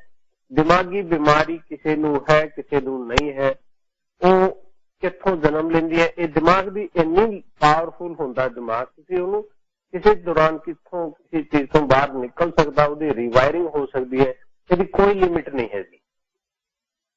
ਇੱਕ ਇਟਸ ਵੈਰੀ ਅਨਲਿਮਿਟਿਡ ਪਾਵਰ ਹੈ ਇਹਦੇ ਵਿੱਚ। ਹਾਂ, ਜਿਹੜਾ ਕੰਮ ਤੁਸੀਂ ਕਰ ਸਕਦੇ ਹੋ ਇਸੇ ਦਿਮਾਗ ਦੇ ਨਾਲ, ਮੇਰੇ ਕੋਲ ਵੀ ਸੇਮ ਪ੍ਰੋਪਰਟੀਜ਼ ਹੈਗੀਆਂ ਦਿਮਾਗ ਦੀ, ਤੇ ਉਹ ਮੈਂ ਵੀ ਕਰ ਸਕਦਾ ਉਹ ਇਹ ਕੰਮ ਨੂੰ, ਸੇਮ ਚੀਜ਼। ਤੇ ਉਹ ਦਿਮਾਗ ਦੀ ਪਾਵਰ ਦਾ ਅਨਲਿਮਿਟਿਡ ਹੈ। ਹਾਂਜੀ, ਕੋਈ ਦਿਮਾਗ ਕਈ ਵਾਰ, ਲੇਕਿਨ ਉਹੀ ਗੱਲ ਫਿਰ ਪਰਸੈਪਸ਼ਨ ਦੇ ਨਜ਼ਰੀਏ ਤੇ ਆ ਜਾਂਦੀ ਹੈ। ਹਾਂਜੀ, ਉਹਨੂੰ ਬੱਚੇ ਨੂੰ ਕਿਸੇ ਨੂੰ ਕਹਿ ਕੇ ਇਹ ਤਾਂ ਪੜ੍ਹਾਈ ਤੇ ਕਮਜ਼ੋਰ ਹੈ, ਉਹ ਪਹਿਲਾਂ ਹੀ ਘਰ ਵਾਲੇ ਉਹਨੂੰ ਪੇਰੈਂਟਸ ਹੀ ਸਰਟੀਫਿਕੇਟ ਦੇ ਦਿੰਦੇ ਉਹਨੂੰ ਘਰ ਦੇ ਵਿੱਚ ਕਿ ਵੀ ਤੂੰ ਤਾਂ ਕੁਛ ਕਰ ਹੀ ਨਹੀਂ ਸਕਦਾ। ਉਹਨੂੰ ਪਹਿਲਾਂ ਹੀ ਇਹ ਦਿਮਾਗ ਦੇ ਉਹਦੇ ਖਾਨੇ 'ਚ ਗੱਲ ਪੈ ਜਾਂਦੀ ਹੈ ਕਿ ਵੀ ਮੈਂ ਤਾਂ ਕੁਛ ਕਰ ਹੀ ਨਹੀਂ ਸਕਦਾ, ਮੇਰਾ ਪਹਿਲਾਂ ਹੀ ਦਿਮਾਗ ਹੈ। ਪੇਰੈਂਟਸ ਕਿੱਦਾਂ ਜਾਂ ਕੋਈ ਵੀ ਰਿਸ਼ਤੇਦਾਰ ਕਿੱਦਾਂ ਕਿਸੇ ਬੱਚੇ ਨੂੰ ਇਹ ਗੱਲ ਕਹਿ ਸਕਦਾ ਕਿ ਵੀ ਇਹਦਾ ਦਿਮਾਗ ਜ਼ਿਆਦਾ ਨਹੀਂ ਹੈਗਾ, ਇਹ ਏਦਾਂ ਕੀ ਇੰਨਾ ਕੀ ਕਰ ਸਕਦਾ। ਤੁਸੀਂ ਕਦੇ ਐਕਸਪਲੋਰ ਹੀ ਨਹੀਂ ਕੀਤਾ ਵੀ ਇਹਦਾ ਇੰਟਰਸਟ ਕਿਹੜੀ ਚੀਜ਼ ਦੇ ਵਿੱਚ ਹੈ। ਅੱਛਾ, ਜਿਹੜੀ ਜ਼ਿੰਦਗੀ ਜੇ ਕੋਚ ਦੀ ਗੱਲ ਹੈ, ਅਸੀਂ ਕਹਿੰਦੇ ਯਾਰ ਸਿਆਣਾ ਮਾਂ-ਬਾਪ ਸੀ, ਮਾਂ-ਬਾਪ ਨੇ ਬੜੀ ਵਧੀਆ ਸਿੱਖਿਆ ਦਿੱਤੀ ਹੈ ਬੱਚੇ ਨੂੰ, ਟ੍ਰੇਨਿੰਗ ਬੜੀ ਵਧੀਆ ਦਿੱਤੀ ਹੈ, ਦੇਖੋ ਬੱਚਾ ਅੱਜ ਇੱਥੇ ਤੱਕ ਪਹੁੰਚ ਗਿਆ। ਜ਼ਿੰਦਗੀ ਦੇ ਵਿੱਚ ਵੈਸੇ ਵੀ ਲਾਈਫ ਕੋਚ ਦੀ ਇੱਕ ਇਨਸਾਨ ਨੂੰ ਜ਼ਰੂਰਤ ਹੁੰਦੀ ਹੈ, ਕਿਉਂ ਹੁੰਦੀ ਹੈ? ਹਾਂਜੀ, ਇਹ ਮੇਰਾ ਫੇਵਰੇਟ ਕੁਐਸਚਨ ਹੈ ਕੁਲਦੀਪ ਜੀ। ਇਹ ਬਹੁਤ ਹੀ ਫੇਵਰੇਟ ਕੁਐਸਚਨ ਇਸ ਕਰਕੇ ਹੈ ਕਿ ਇਸ ਚੀਜ਼ ਨੂੰ ਆਪਣੀ ਕਮਿਊਨਿਟੀ ਬਹੁਤ ਜ਼ਿਆਦਾ ਸਮਝਦੀ ਨਹੀਂ। ਇਸ ਚੀਜ਼ ਨੂੰ ਆਪਣੀ ਕੀ, ਮੈਂ ਕਹਿੰਦਾ ਸਾਰੇ ਪਾਸੇ ਕਿਸੇ ਵੀ ਕਮਿਊਨਿਟੀ ਦਾ ਜ਼ਿਕਰ ਕਰ ਲਓ, ਇਸ ਚੀਜ਼ ਨੂੰ ਅੰਡਰਸਟੈਂਡ ਘੱਟ ਕਰਦੇ ਆ। ਕਿਉਂਕਿ ਮੈਂ ਇੱਕ ਛੋਟਾ ਜਿਹਾ ਐਗਜ਼ਾਮਪਲ ਇੱਥੇ ਵੀ ਦਿੰਦਾ ਕਿ ਜਿੱਦਾਂ ਕੋਈ ਬੱਚਾ ਖੇਲਣ 'ਚ ਬਹੁਤ ਹੀ ਜ਼ਿਆਦਾ ਤੇਜ਼ ਹੈ, ਵੀ ਕੋਈ ਰਨਿੰਗ ਕਰਦਾ ਬੱਚਾ 100 ਮੀਟਰ ਦੀ ਰੇਸ ਲਗਾਉਂਦਾ ਹੈ, ਤੇ ਉਹਨੂੰ ਦੌੜਨਾ ਤਾਂ ਆਉਂਦਾ ਹੀ ਹੈ, ਉਹਨੂੰ ਪਤਾ ਵੀ ਹੈਗਾ ਇੱਥੋਂ ਸ਼ੁਰੂ ਕਰਨਾ ਉੱਥੇ ਖਤਮ ਕਰਨਾ ਹੈ। ਉਸ ਤੋਂ ਬਾਵਜੂਦ ਉਹਨੂੰ ਐਥਲੈਟਿਕਸ ਦੇ ਕੋਚ ਦੀ ਲੋੜ ਕੀ ਹੈ? ਕੋਚ ਉਹਨੂੰ ਕੀ ਦੱਸਦਾ ਹੈ ਐਕਸਟਰਾ ਵੀ ਉਹਨੂੰ ਇੱਥੋਂ ਸ਼ੁਰੂ ਕਰਨਾ ਉੱਥੇ ਖਤਮ ਕਰਨਾ ਹੈ। You're listening to 1550 AM KRPI Ferndale. The views expressed are not necessarily those of the staff, management, or ownership of this station.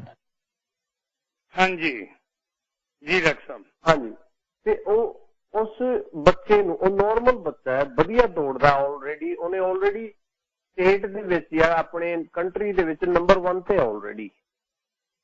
ਫਿਰ ਉਸ ਬੰਦੇ ਨੂੰ ਬੈਸਟ, ਦੁਨੀਆ ਦਾ ਬੈਸਟ ਕੋਚ ਕਿਉਂ ਚਾਹੀਦਾ ਓਲੰਪਿਕ ਲਈ? ਇੱਕ ਕੁਐਸਚਨ ਬਣਦਾ ਇੱਥੇ ਵੀ ਉਹਦਾ ਤਾਂ ਸਾਰਾ ਕੁਝ ਨਾਰਮਲ ਹੈ, then why he need a coach to compete in Olympics? ਜਾਂ ਜਿਹੜਾ ਬੱਚਾ ਪੜ੍ਹਾਈ 'ਚ ਬਹੁਤ ਜ਼ਿਆਦਾ ਹੁਸ਼ਿਆਰ, ਉਹਦੇ 90% ਨੰਬਰ ਆਉਂਦੇ ਹਮੇਸ਼ਾ, ਤੇ ਉਹਦਾ ਹੀ ਟਿਊਸ਼ਨ ਸਭ ਤੋਂ ਜ਼ਿਆਦਾ ਕਿਉਂ? ਉਸੇ ਜਿਹੜੇ ਬੱਚੇ IAS ਬਣਦੇ ਹੈ, DC ਬਣਦੇ ਹੈ, ਮੈਂ ਹੋਰ ਆਪਣੇ ਲੈਂਗੁਏਜ 'ਚ ਗੱਲ ਕਰੀਏ ਆਪਾਂ, DCSP ਬਣਦੇ ਹੈ, ਉਹੀ ਬੱਚੇ ਕੋਚਿੰਗ ਕਿਉਂ ਲੈਂਦੇ? ਉਹਦਾ ਤਾਂ ਦਿਮਾਗ ਪਹਿਲਾਂ ਹੀ ਬਥੇਰਾ ਤੇਜ਼ ਹੈ, ਫਿਰ ਉਹਨਾਂ ਨੂੰ ਕੋਚਿੰਗ ਦੀ ਲੋੜ ਕੀ ਹੈ? ਕਿਉਂਕਿ ਕੋਚਿੰਗ ਹੁੰਦੀ ਹੈ, ਇੱਕ ਡਾਇਰੈਕਸ਼ਨ ਹੁੰਦੀ ਹੈ ਲਾਈਫ ਦੀ। ਆਪਾਂ ਲਾਈਫ ਕੋਚ ਦੀ ਗੱਲ ਕਰੀਏ, ਲਾਈਫ ਕੋਚ ਉਹਨਾਂ ਕੋਚਾਂ ਵਾਂਗੂ ਹੈ ਜਿਹੜਾ ਐਥਲੈਟਿਕਸ ਦਾ ਕੋਚ ਹੈ, ਕੋਈ ਵਾਲੀਬਾਲ ਦਾ ਕੋਚ ਹੈ, ਕੋਈ ਰੈਸਲਿੰਗ ਦਾ ਕੋਚ ਹੈ, ਜਾਂ ਤੁਹਾਨੂੰ ਕੋਚਿੰਗ ਦਿੰਦਾ ਕੋਈ ਵੀ DCSP ਬਣਨ ਵਾਸਤੇ, ਕੋਈ ਸਾਇੰਟਿਸਟ ਬਣਨ ਵਾਸਤੇ। ਇਹ ਲਾਈਫ ਦਾ ਕੋਚ ਇਸੇ ਕਰਕੇ ਇੰਪੋਰਟੈਂਟ ਹੈ। ਜਦੋਂ ਸਾਡੀ ਜ਼ਿੰਦਗੀ ਚੱਲ ਰਹੀ ਹੁੰਦੀ ਹੈ ਤੇ ਬਹੁਤ ਵਾਰ ਜ਼ਿੰਦਗੀ 'ਚ ਉਤਾਰ ਚੜਾਅ ਆਉਂਦੇ ਹੈ, ਕਦੇ ਅਪ ਐਂਡ ਡਾਊਨ ਆਉਂਦੇ ਹੈ ਲਾਈਫ ਦੇ ਵਿੱਚ। ਤੁਹਾਡੀ ਇਮੋਸ਼ਨਸ ਕਦੇ ਪੋਜ਼ਿਟਿਵ ਨੈਗੇਟਿਵ ਹੁੰਦੀ ਹੈ, ਤੁਹਾਡੀ ਇਮੋਸ਼ਨਸ ਕਦੇ ਵਧੀਆ ਹੁੰਦੀ ਹੈ, ਕਿਸੇ ਇਨਸਾਨ ਨੂੰ ਤੁਸੀਂ ਗੁੱਸਾ ਕਰਦੇ ਹੋ, ਕਦੇ ਪਿਆਰ ਕਰਦੇ ਹੋ। ਕਦੋਂ ਤੁਹਾਡੀ ਲਾਈਫ ਦੇ ਵਿੱਚ ਕੋਈ ਏਦਾਂ ਦੀ ਚੀਜ਼ ਇੰਟਰੋਡਿਊਸ ਹੋ ਜਾਂਦੀ, ਤੁਹਾਨੂੰ ਇਹ ਨਹੀਂ ਪਤਾ ਉਹਨੂੰ ਸਾਹਮਣਾ ਕਿਵੇਂ। ਕੋਈ ਏਦਾਂ ਦਾ ਹਾਦਸਾ ਹੋ ਜਾਂਦਾ, ਬਿਜ਼ਨਸ ਲਾਸ ਹੋ ਜਾਂਦਾ ਕਿਸੇ ਦਾ, ਜਾਂ ਕੋਈ ਹਸਬੈਂਡ ਵਾਈਫ ਦੇ ਵਿੱਚ ਕੋਈ ਝਗੜਾ, ਜਾਂ ਕੋਈ ਡਿਵੋਰਸ ਹੋ ਜਾਂਦਾ ਹੈ, ਜਾਂ ਕੋਈ ਡੈਥ ਹੋ ਜਾਂਦੀ ਕਿਸੇ ਆਪਣੇ ਪਿਆਰੇ ਦੀ, ਤੇ ਉਹਨੂੰ ਸਾਹਮਣਾ ਕਿਵੇਂ? ਕਿਉਂਕਿ ਇਹ ਚੀਜ਼ਾਂ ਆਪਣੇ ਜ਼ਿੰਦਗੀ ਦੇ ਵਿੱਚ ਹਰ ਰੋਜ਼ ਨਹੀਂ ਹੁੰਦੀਆਂ, ਤੇ ਉਹਨੂੰ ਸਾਹਮਣ ਵਾਸਤੇ ਤੁਹਾਨੂੰ ਹਰੇਕ ਇਨਸਾਨ ਨੂੰ ਇੱਕ ਲਾਈਫ ਕੋਚ ਦੀ ਲੋੜ ਹੈ। ਹਰੇਕ, ਮੈਂ ਕਹਿੰਦਾ ਜਿੰਨੇ ਵੱਡੀ ਕੰਪਨੀਜ਼ ਹੈਗੀਆਂ ਕੁਲਦੀਪ ਜੀ, ਜਿਹੜੀ CEOs ਹੈਗੀ ਵੱਡੀ ਕੰਪਨੀਆਂ ਦੇ, ਜਾਂ ਭਾਵੇਂ ਗੂਗਲ ਦਾ CEO ਹੈ, ਜਾਂ ਕੋਈ ਫੇਸਬੁੱਕ ਦਾ CEO ਹੈ, ਜਾਂ ਕੋਈ ਵੱਡੇ ਬੈਂਕਾਂ ਦੇ CEOs ਪ੍ਰੈਜ਼ੀਡੈਂਟਸ ਹੈਗੇ ਆ, ਸਾਰਿਆਂ ਨੇ ਆਪਣੇ ਲਾਈਫ ਕੋਚ ਰੱਖੇ ਹੋਏ, ਮਿਲੀਅਨਸ ਆਫ ਡਾਲਰ ਜੋ ਸਪੈਂਡ ਕਰਦੇ ਉਹਨਾਂ ਤੇ, ਕਿਉਂਕਿ ਉਹਨਾਂ ਨੂੰ ਤਾਂ ਲੋੜ ਨਹੀਂ, ਤਾਂ ਸਭ ਕੁਝ ਨਾਰਮਲ ਹੈ, ਨਾਲੇ ਸਕਸੈਸਫੁਲ ਲੋਕੀ ਹੈ ਸਾਰੇ। ਫਿਰ ਉਹਨਾਂ ਨੂੰ ਲਾਈਫ ਕੋਚ ਦੀ ਕਿਉਂ ਲੋੜ ਪੈਂਦੀ ਹੈ? ਆਪਾਂ ਤਾਂ ਹਾਲੇ ਆਪਣੀ ਕਮਿਊਨਿਟੀ ਖਾਸ ਤੌਰ ਤੇ ਇਸੇ ਚੀਜ਼ ਤੋਂ ਬਾਹਰ ਨਹੀਂ ਨਿਕਲ ਰਹੀ ਹਾਲੇ ਤਾਂ ਕਿ ਜੇ ਕਿਸੇ ਨੂੰ ਪਤਾ ਲੱਗਿਆ ਫਿਰ ਕੀ ਹੋਊ, ਉੱਥੇ ਕੀ ਲੈਣ ਗਿਆ ਸੀ, ਇਹਦੇ ਦਿਮਾਗ 'ਚ ਕੋਈ ਗੱਲ ਚੱਲ ਰਹੀ ਹੈ। ਇਸ ਕਰਕੇ ਹੁਣ ਇਹ ਜਿਹੜਾ ਚੈਪਟਰ था ਆਪਾਂ ਆਪਣੇ ਆਪ ਨੂੰ ਡਾਕਟਰ ਕਹਿਣਾ ਤਾਂ ਬੰਦ ਹੀ ਕਰਤਾ। ਕਹਿੰਦੇ ਨਹੀਂ ਇਹਦੇ ਦਿਮਾਗ ਦਾ ਡਾਕਟਰ ਹੈ, ਨਾ ਜੀ, ਲਾਈਫ ਕੋਚ ਹੈ। ਅਸੀਂ ਲਾਈਫ ਕੋਚ ਆ ਕੁਲਦੀਪ ਜੀ, ਲਾਈਫ ਕੋਚ ਆ, ਕਿਉਂਕਿ ਲਾਈਫ ਕੋਚ ਹਰੇਕ ਇਨਸਾਨ ਨੂੰ ਲਾਈਫ ਕੋਚ ਦੀ ਲੋੜ ਹੁੰਦੀ ਹੈ ਤੇ ਖੁੱਲ ਕੇ ਤੁਸੀਂ ਲਾਈਫ ਕੋਚਿੰਗ ਲਓ। ਜਿੱਦਾਂ ਆਪਣੇ ਰੈਸਲਿੰਗ ਕੋਚ ਜਾਂ ਐਥਲੈਟਿਕਸ ਦੇ ਬਾਸਕਟਬਾਲ ਦੇ ਕੋਚ ਦੇ ਕੋਲ ਜਾਂਦੇ ਹੋ ਕੋਈ ਚੀਜ਼ ਸਿੱਖਣ, ਉਹੀ ਸੇਮ ਚੀਜ਼ ਇੱਥੇ ਲਾਈਫ ਕੋਚਿੰਗ ਹੈ। ਇਹ ਹਰੇਕ ਨੂੰ ਮਿਲਦਾ, ਕੋਈ ਬੰਦਾ ਪਰਫੈਕਟ ਹੈ ਹੀ ਨਹੀਂ। ਇਸ ਕਰਕੇ ਇਹਦੀ ਇੰਪੋਰਟੈਂਸ ਹੈ। ਨਾਲੇ ਹੁਣ ਤਾਂ ਕਰੋਨਾ ਤੋਂ ਬਾਅਦ ਇਹ ਚੀਜ਼ ਹੋਰ ਵੀ ਹੈ, ਇੱਕ ਸੌਖੀ ਕਰਤੀ ਹੈ ਕਿ ਬਈ ਮੈਂ ਤੁਹਾਡੇ ਅਗਲੇ ਕੁਐਸਚਨ ਦਾ ਪਹਿਲਾਂ ਹੀ ਜਵਾਬ ਦੇਣ ਲੱਗਿਆ ਕਿ ਸ਼ਾਇਦ ਇਹ ਆਊਗਾ ਕੁਐਸਚਨ। ਮੈਨੂੰ ਲੱਗਦਾ ਕਿ ਵੀ ਪ੍ਰਾਈਵੇਸੀ ਇੱਕ ਬਹੁਤ ਵੱਡਾ ਕੰਸਰਨ ਹੁੰਦਾ ਹੈ ਜੀ ਆਪਣੀ ਕਮਿਊਨਿਟੀ ਦੇ ਵਿੱਚ ਨਾ। ਲੋਕਾਂ ਨੂੰ ਲੱਗਦਾ ਵੀ ਮੈਂ ਉੱਥੇ ਜਾਵਾਂ, ਜੇ ਮੈਨੂੰ ਕਿਸੇ ਨੂੰ ਪਤਾ ਲੱਗਿਆ ਤੇ ਕਿੱਦਾਂ ਫਿਰ ਕੀ ਸੋਚਣਗੇ ਲੋਕੀ ਮੇਰੇ ਬਾਰੇ। ਪਹਿਲੀ ਗੱਲ ਤਾਂ ਇਹ ਮੈਟਰ ਹੀ ਨਹੀਂ ਕਰਦੀ ਕਿ ਦੂਜੇ ਲੋਕੀ ਕੀ ਸੋਚਦੇ ਆ, ਪਹਿਲਾਂ ਤਾਂ ਇਹ ਮੈਟਰ ਕਰਦਾ ਤੁਸੀਂ ਆਪਣੇ ਆਪ ਬਾਰੇ ਕੀ ਸੋਚਦੇ ਹੋ, ਆਪਣੇ ਆਪ ਬਾਰੇ ਤੁਸੀਂ ਕੰਫਰਟੇਬਲ ਫੀਲ ਕਰਦੇ ਹੋ ਕਿ ਨਹੀਂ। ਦੂਜੀ ਗੱਲ ਇਹ ਹੈ, ਅੱਜ ਕੱਲ ਸੋਸ਼ਲ ਆਪਣਾ ਡਿਜੀਟਲ ਜ਼ਮਾਨਾ ਹੈ ਜੀ, ਵੀਡੀਓ ਕਾਨਫਰੰਸਿੰਗ ਤੇ ਅੱਜ ਕੱਲ ਸਾਰੇ ਸੈਸ਼ਨ ਹੁੰਦੇ ਹੈ, ਕੋਚਿੰਗ ਹੁੰਦੀ ਹੈ ਤੇ ਉਹ ਤੁਸੀਂ ਆਪਣੇ ਘਰ ਦੇ ਵਿੱਚ ਆਪਣੇ ਬੈਡਰੂਮ ਦੇ ਵਿੱਚ ਬੈਠ ਕੇ ਤੁਸੀਂ ਕਿਤੇ ਵੀ ਦੁਨੀਆ ਦੇ ਵਿੱਚ ਲਾਈਫ ਕੋਚ ਬੈਠਾ। ਮੇਰੇ ਕੋਲ ਕਲਾਇੰਟਸ ਆਸਟ੍ਰੇਲੀਆ ਤੋਂ ਵੀ ਹੈਗੇ, ਇੰਡੀਆ ਤੋਂ ਵੀ ਹੈਗੇ, ਕੈਨੇਡਾ ਤੋਂ ਵੀ, ਅਮਰੀਕਾ ਦੇ ਵਿੱਚ ਵੀ। ਔਰ ਮੈਂ ਮੇਰੀ ਇਕੱਲੇ ਦੀ ਗੱਲ ਨਹੀਂ ਕਰ ਰਿਹਾ, ਕੋਈ ਵੀ ਇਨਸਾਨ ਕਿਤੇ ਵੀ ਬੈਠਿਆ ਲਾਈਫ ਕੋਚ ਆਪਣਾ ਪਸੰਦ ਦਾ ਆਪਣਾ ਲੱਭ ਸਕਦਾ ਤੇ ਉਹ ਉੱਥੇ ਜਾ ਕੇ ਆਪਣਾ ਇਲਾਜ ਕਰਾ ਸਕਦਾ ਹੈ, ਉੱਥੇ ਜਾ ਕੇ ਆਪਣੀ ਲਾਈਫ ਨੂੰ ਸਿੱਧੇ ਰਸਤੇ ਪਾ ਸਕਦਾ ਕੋਈ ਪ੍ਰੋਬਲਮ ਜਿੱਥੇ ਹੁੰਦੀ ਹੈ। ਸੋ ਇਸ ਕਰਕੇ ਲਾਈਫ ਕੋਚ ਦੀ ਲੋੜ ਹਰੇਕ ਇਨਸਾਨ ਨੂੰ ਹੈ। ਇਸ ਚੀਜ਼ ਦਾ ਮੈਟਰ ਨਹੀਂ ਹੈਗਾ ਵੀ ਇਹਨੂੰ ਪ੍ਰੋਬਲਮ ਹੈ ਇਹਨੂੰ ਨਹੀਂ ਹੈ, ਨਾ। ਸਿੱਧੇ ਚਲਦੇ ਚਲਦੇ ਤੁਸੀਂ 80% ਤੱਕ ਪਹੁੰਚ ਗਏ ਆਪਣੇ ਆਪ, ਲੇਕਿਨ 100% ਤੱਕ ਪਹੁੰਚਣ ਵਾਸਤੇ ਤੁਹਾਨੂੰ ਫਿਰ ਇੱਕ ਪੁਸ਼ ਦੀ ਲੋੜ ਪੈਂਦੀ। ਤਾਂ ਕਰਕੇ 80% ਵਾਲੇ ਬੱਚੇ ਕੋਚਿੰਗ ਲੈਂਦੇ ਕਿ ਉਹ 100 ਤੱਕ ਪਹੁੰਚਣ, ਉਹ ਫਿਰ ਐਕਸਪਰਟ ਹੀ ਕਰਾ ਸਕਦਾ ਤੁਹਾਨੂੰ ਜੀ। ਸੋ ਆਈ ਥਿੰਕ ਆਪਾਂ ਦਾ ਜਵਾਬ ਜੀ ਜੀ ਜੀ ਬਿਲਕੁਲ। ਡਾਕਟਰ ਸਾਹਿਬ ਆਪਾਂ ਇੰਝ ਕਰਦੇ ਹਾਂ, ਮੈਂ ਬੇਨਤੀ ਕਰਦੇ ਹਾਂ ਸਾਰੇ ਸਰੋਤਿਆਂ ਨੂੰ ਕਿ ਹੁਣ ਲਾਈਨਾਂ ਮੈਂ ਖੋਲ ਦਿੱਤੀਆਂ ਥੋੜੇ ਸਮੇਂ ਲਈ 1844 247 1550 ਤੇ ਕਾਲ ਕਰਕੇ ਡਾਕਟਰ ਸਾਹਿਬ ਨੂੰ ਕੋਈ ਵੀ ਸਵਾਲ, ਕਈ ਵਾਰੀ ਤੁਹਾਡੇ ਦਿਮਾਗ 'ਚ ਗੱਲਬਾਤ ਆਉਂਦੀ ਹੈ ਤੇ ਦਿਮਾਗ ਦੀ ਉਹ ਗੱਲ ਕਰ ਲਈਏ ਤੇ ਸਵਾਲ ਆਉਂਦਾ ਹੈ ਯਾਰ ਇਹ ਤਾਂ ਹਿੱਲਿਆ ਹੋਇਆ, ਇਹਦਾ ਦਿਮਾਗ ਹਿੱਲਿਆ ਹੋਇਆ, ਕਿ ਵਾਕਈ ਜਿਹੜਾ ਹਿੱਲਿਆ ਹੋਇਆ ਦਿਮਾਗ ਹੈ, ਹਿੱਲੇ ਹੋਏ ਦਿਮਾਗ ਨੂੰ ਠੀਕ ਕੀਤਾ ਜਾ ਸਕਦਾ ਹੈ? ਕਈ ਵਾਰੀ ਇਹ ਬੜਾ ਸਵਾਲ ਮੈਨੂੰ ਸਾਈਕੋਲੋਜਿਸਟ ਆਉਂਦੇ ਨੇ, ਨਿਊਰੋਲੋਜਿਸਟ ਆਉਂਦੇ ਨੇ, ਜਦੋਂ ਗੱਲਬਾਤ ਕਰਦੇ ਆ ਯਾਰ ਕੋਈ ਮੈਂਟਲ ਹੈਲਥ ਜਿਹੜੀ ਪ੍ਰੋਬਲਮ ਹੈ, ਦਿਮਾਗੀ ਤੌਰ ਤੇ ਬੰਦਾ ਵਿਗੜਿਆ ਹੋਇਆ ਹੈ, ਉਹਦਾ ਕੋਈ ਇਲਾਜ ਹੈ? ਡਾਕਟਰ ਸਾਹਿਬ ਅਗਲੇ ਸਵਾਲ ਦਾ ਮੇਰਾ ਜਵਾਬ ਮੇਰਾ ਸਵਾਲ ਇਹ ਹੋਏਗਾ ਤੇ ਨਾਲ ਦੀ ਨਾਲ ਸਰੋਤਿਆਂ ਦੇ ਕੀ ਸਵਾਲ ਨੇ ਉਹ ਤੁਸੀਂ ਹੁਣੇ ਕਾਲ ਕਰਕੇ ਲਾਈਨ ਹੋਲਡ ਕਰ ਸਕਦੇ ਹੋ ਜੀ। ਵਾਪਸ ਹੈ ਬ੍ਰੇਕ ਤੋਂ ਬਾਅਦ ਤੁਹਾਡੀਆਂ ਕਾਲਸ ਲੈ ਰਹੇ ਹਾਂ, ਔਰ ਫਿਰ ਤੁਹਾਡੀਆਂ ਕਾਲਸ ਡਾਕਟਰ ਸਾਹਿਬ ਥੋੜਾ ਸਮਾਂ ਮੇਰੇ ਨਾਲ ਲੈਣਗੇ, ਤੁਹਾਡੇ ਸਵਾਲਾਂ ਦੇ ਜਵਾਬ। ਡਾਕਟਰ ਸਾਹਿਬ ਕਈ ਸਵਾਲ ਨੇ ਮਿਸਕਾਰਯੋਗ ਸਰੋਤਿਆਂ ਦੇ, ਉਹਨਾਂ ਨਾਲ ਗੱਲਬਾਤ ਕਰਦੇ ਹਾਂ ਤੇ ਗੱਲਬਾਤ ਨੂੰ ਗਾਂਹ ਤੋਰਦੇ ਹਾਂ। ਸਰਦਾਰ ਜਗਮੇਲ ਸਿੰਘ ਖਾਲਸਾ ਜੀ, ਸਵਾਗਤ ਹੈ ਤੁਹਾਡਾ ਜੀ। ਸਿੰਘ ਜੀ ਤੇ ਡਾਕਟਰ ਸਾਹਿਬ, ਵਾਹਿਗੁਰੂ ਜੀ ਕਾ ਖਾਲਸਾ ਵਾਹਿਗੁਰੂ ਜੀ ਕੀ ਫਤਿਹ ਜੀ। ਕਰਦੇ ਆ ਕਿ ਡਾਕਟਰ ਸਾਹਿਬ ਨੇ ਸਵਾਲ ਕਰਨ ਨੂੰ ਤਾਂ ਕੋਈ ਛੱਡਿਆ ਹੀ ਨਹੀਂ, ਜਵਾਬ ਸਾਰੇ ਪਹਿਲਾਂ ਦਿੱਤੇ ਹੈ। ਮੈਂ ਤਾਂ ਇਹ ਗੱਲ ਅਰਜ਼ ਕਰਨੀ ਹੈ ਕਿ ਤੁਸੀਂ ਵੀ ਮਿਲਟਰੀ ਰਹੇ ਹੋ, ਮੈਂ ਵੀ ਹਾਂ, ਕਿ ਭਾਵੇਂ ਸਾਡਾ ਇਲੈਕਟ੍ਰੋਨਿਕਸ ਦਾ ਕੰਮ ਸੀ, ਤੁਹਾਡਾ ਹੋਰ ਕੰਮ ਸੀ OFD ਦੇ ਵਿੱਚ, ਤਾਂ ਸਭ ਤੋਂ ਪਹਿਲਾਂ ਤਾਂ ਰਿਕਰੂਟ ਟ੍ਰੇਨਿੰਗ ਸੈਲਫ ਡਿਟਰਮੀਨੇਸ਼ਨ ਜਿਹੜਾ ਹੈ ਉਹ ਹੈ ਕਿ ਮੁਸੰਮਮ ਇਰਾਦਾ, ਜਦੋਂ ਇਰਾਦਾ ਹੋਊਗਾ ਤਾਂ ਸਭ ਕੁਝ ਹੋ ਜੂ। ਤੇ ਜੇ ਚਮਕੌਰ ਦੀ ਜੰਗ ਦੀ ਗੱਲ ਕਰੀਏ ਤੇ ਜੇ ਖਿਦਰਾਣੇ ਦੀ ਢਾਬ ਦੀ ਗੱਲ ਕਰੀਏ ਤੇ ਸਾਰਾਗੜ੍ਹੀ ਦੀ ਗੱਲ ਕਰੀਏ ਤੇ ਜਬਨੌਰ ਦੇ ਕਿਲੇ ਦੀ ਗੱਲ ਕਰੀਏ ਤਾਂ ਉਹ ਕਿੰਨੇ ਕਿਸੇ ਜਿਨ੍ਹਾਂ ਨੇ ਬੜਿਆਂ ਦਾ ਮੁਕਾਬਲਾ ਕੀਤਾ ਤੇ ਉਹ ਵੀ ਲੋਕ ਸੀਗੇ ਜਿਹੜੇ ਕਹਿੰਦੇ ਗਾਈਆਂ ਮੂਹਰੇ ਲਾ ਦਿਆਂਗੇ, ਸ਼ੰਖ ਵਜਾ ਦਿਆਂਗੇ, ਮੰਤਰ ਨਾਲ ਸਾਰੀਆਂ ਫੌਜਾਂ ਭੱਜ ਜਾਣਗੀਆਂ। ਤੇ ਟੀਪੂ ਸੁਲਤਾਨ ਆਖਰੀ ਦਮ ਤੇ ਸੀ ਜਦੋਂ ਉਹਦੀ ਤਲਵਾਰ ਉਹ ਚੜੀ ਸੀ ਤਾਂ ਅੰਗਰੇਜ਼ ਲਾਉਣ ਲੱਗਾ, ਭਾਵੇਂ ਉਹ ਆਖਰੀ ਦਮ ਤੇ ਸੀ ਪਰ ਆਪਣੀ ਤਲਵਾਰ ਨਾਲ ਦੋਨੋਂ ਹੱਥ ਵੱਢਦੇ ਸੀ ਉਹਦੇ। ਤੇ ਮੇਰੇ ਕਹਿਣ ਦਾ ਮਤਲਬ ਕਿ ਨਿਰਭਉ ਨਿਰਵੈਰ ਇਹ ਤਾਂ ਇਹਦੇ ਵਿੱਚ ਸਾਰਾ ਕੁਝ ਹੁਣ ਇਲੈਕਟ੍ਰਿਸਿਟੀ ਹੈ ਜਿਹਨੇ ਚਲਾਈ। ਹੁਣ ਇਲੈਕਟ੍ਰਿਸਿਟੀ ਤੁਹਾਡੀ ਬਹੁਤ ਧੰਨਵਾਦ। ਹਾਂਜੀ ਡਾਕਟਰ ਸਾਹਿਬ ਇੱਕ ਸਵਾਲ ਹੋਰ ਲੈ ਲਈਏ ਫਿਰ ਆਪਾਂ ਡਾਕਟਰ ਜਵਾਬ ਦਿਆ ਜੀ। ਸਰਦਾਰ ਗੁਰਦਰਸ਼ਨ ਸਿੰਘ ਜੀ ਤੁਸੀਂ ਇਹ ਤੇ ਹੋ, ਤੁਹਾਡਾ ਬਹੁਤ ਬਹੁਤ ਸਵਾਗਤ ਹੈ।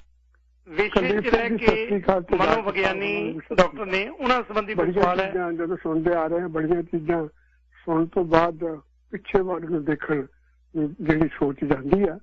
ਮੈਂ ਇੱਕ ਚੀਜ਼ ਪੁੱਛਣੀ ਚਾਹਾਂਗਾ ਜਿਹੜਾ ਹੈਗਾ ਜਿਵੇਂ ਖਾਲਸਾ ਉਹਨਾਂ ਨੇ ਕਿਹਾ ਵੀ ਕੋਈ ਪੁੱਛਣ ਵਾਲੀ ਗੱਲ ਤਾਂ ਛੱਡੀ ਨਹੀਂ, ਸਾਰੀਆਂ ਚੀਜ਼ਾਂ ਕਵਰ ਕਰੀ ਜਾ ਰਹੇ ਨੇ। ਇੱਕ ਮਨ ਚ ਆ ਰਿਹਾ ਜਿਹੜੇ ਦੁਨਿਆਵੀ ਰਿਸ਼ਤੇ ਆ ਇਹ ਜਿਹੜੇ ਬਦਲ ਰਹੇ ਨੇ ਇਹਨਾਂ ਦਾ ਵੀ ਯੋਗਦਾਨ ਹੈ ਦਿਮਾਗੀ ਬਿਮਾਰੀਆਂ ਦੇ ਵਿੱਚ। ਜਿਵੇਂ ਜਦੋਂ ਦਿਮਾਗ 'ਚ ਸੋਚ ਆਉਂਦੀ ਆ ਬਲੱਡ ਪ੍ਰੈਸ਼ਰ ਨੂੰ ਵੀ ਕਰਦੀ ਹੈ। ਕਿੰਨੀਆਂ ਚੀਜ਼ਾਂ ਦਿਮਾਗ ਦੇ ਵਿੱਚ ਹਿਲਚੁਲ ਹੋਣ ਦੇ ਨਾਲ ਤੁਹਾਨੂੰ ਉਹਨਾਂ ਨੂੰ ਉਹ ਚੰਬੜਦੀਆਂ ਹੈਗੀਆਂ ਕਿ ਜਿਹੜੇ ਅੱਜ ਦੇ ਜਿਹੜੇ ਕੁਦਰਤੀ ਰਿਸ਼ਤੇ ਆ ਇਹ ਇਨਸਾਨ ਨੇ ਨਹੀਂ ਬਣਾਏ। ਆਦਮੀ ਤੀਵੀਂ ਆ, ਬੱਚੇ ਆ, ਇਹ ਕੁਦਰਤ ਵੱਲੋਂ ਸੱਜੇ ਗਏ ਨੇ ਜਿਹਨੇ ਸਰਜਣਾ ਕੀਤੀ ਆ।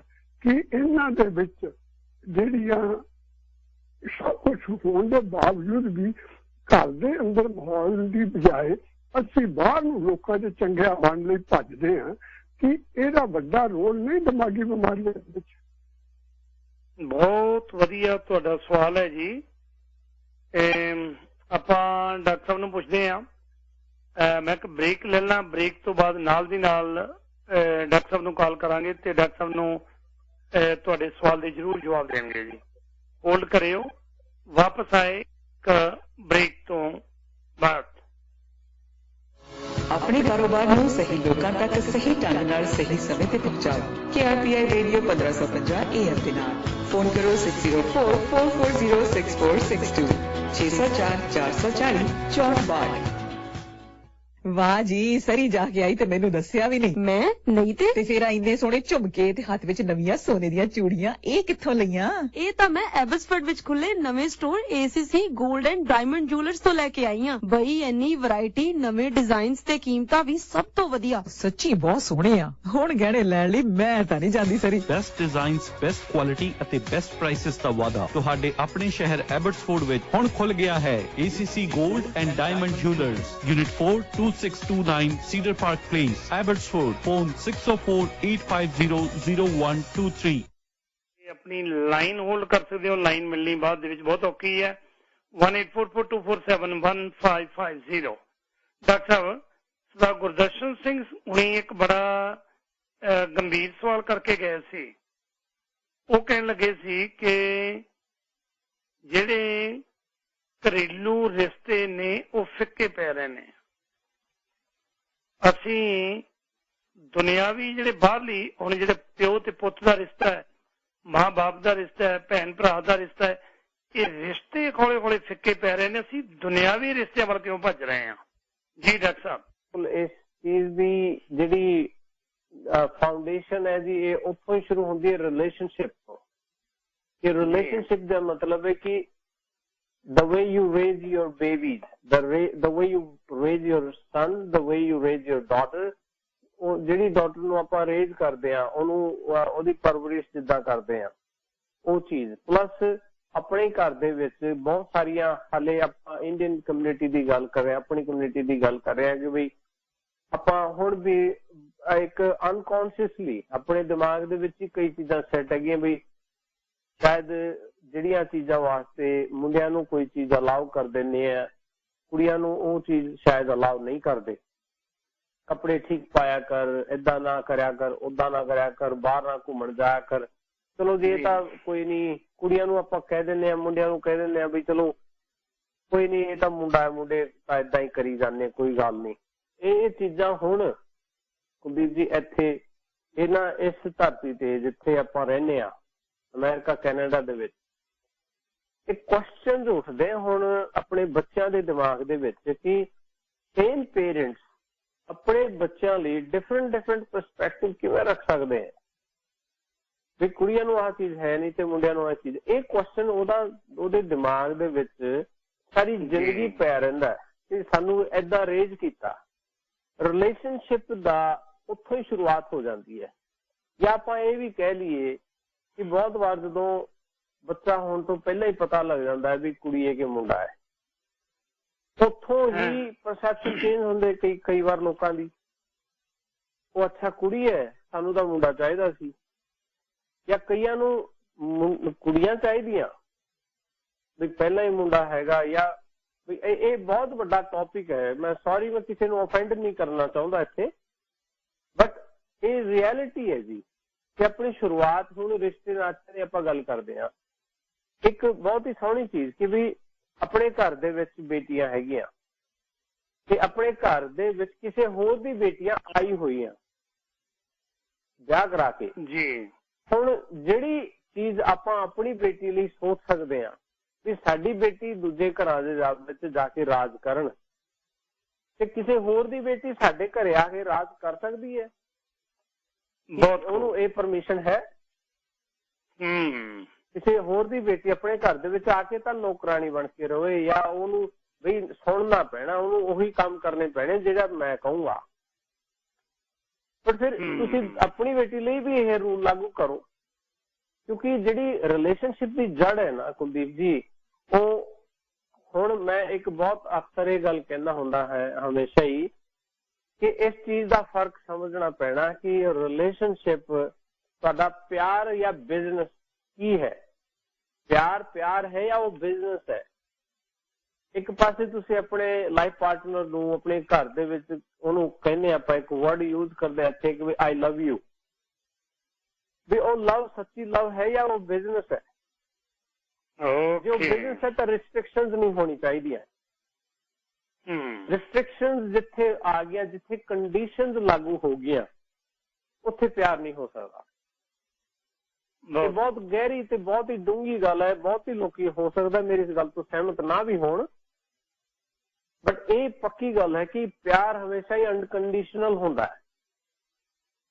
ਬਟ ਜਿੱਥੇ ਕੰਡੀਸ਼ਨਾਂ ਲੱਗ ਜਾਂਦੀ, ਜੇ ਇਹ ਕੰਮ ਤੂੰ ਕੀਤਾ ਤਾਂ ਮੈਂ ਤੈਨੂੰ ਬਹੁਤ ਇਹ ਕਰਾਂਗਾ ਉਹ ਕਰਾਂਗਾ, ਜਾਂ ਦੋਨੋਂ ਹੀ ਗੱਲ ਪਿੱਛੇ ਮਤਲਬ ਕੁੜੀਆਂ ਵੱਲੋਂ ਵੀ ਮੁੰਡਿਆਂ ਵੱਲੋਂ ਵੀ ਜਾਂ ਘਰ ਦੇ ਵਿੱਚ ਭੈਣ ਭਰਾਵਾਂ ਵੱਲੋਂ ਵੀ, ਇਹ ਨਹੀਂ ਹੋ ਸਕਦਾ।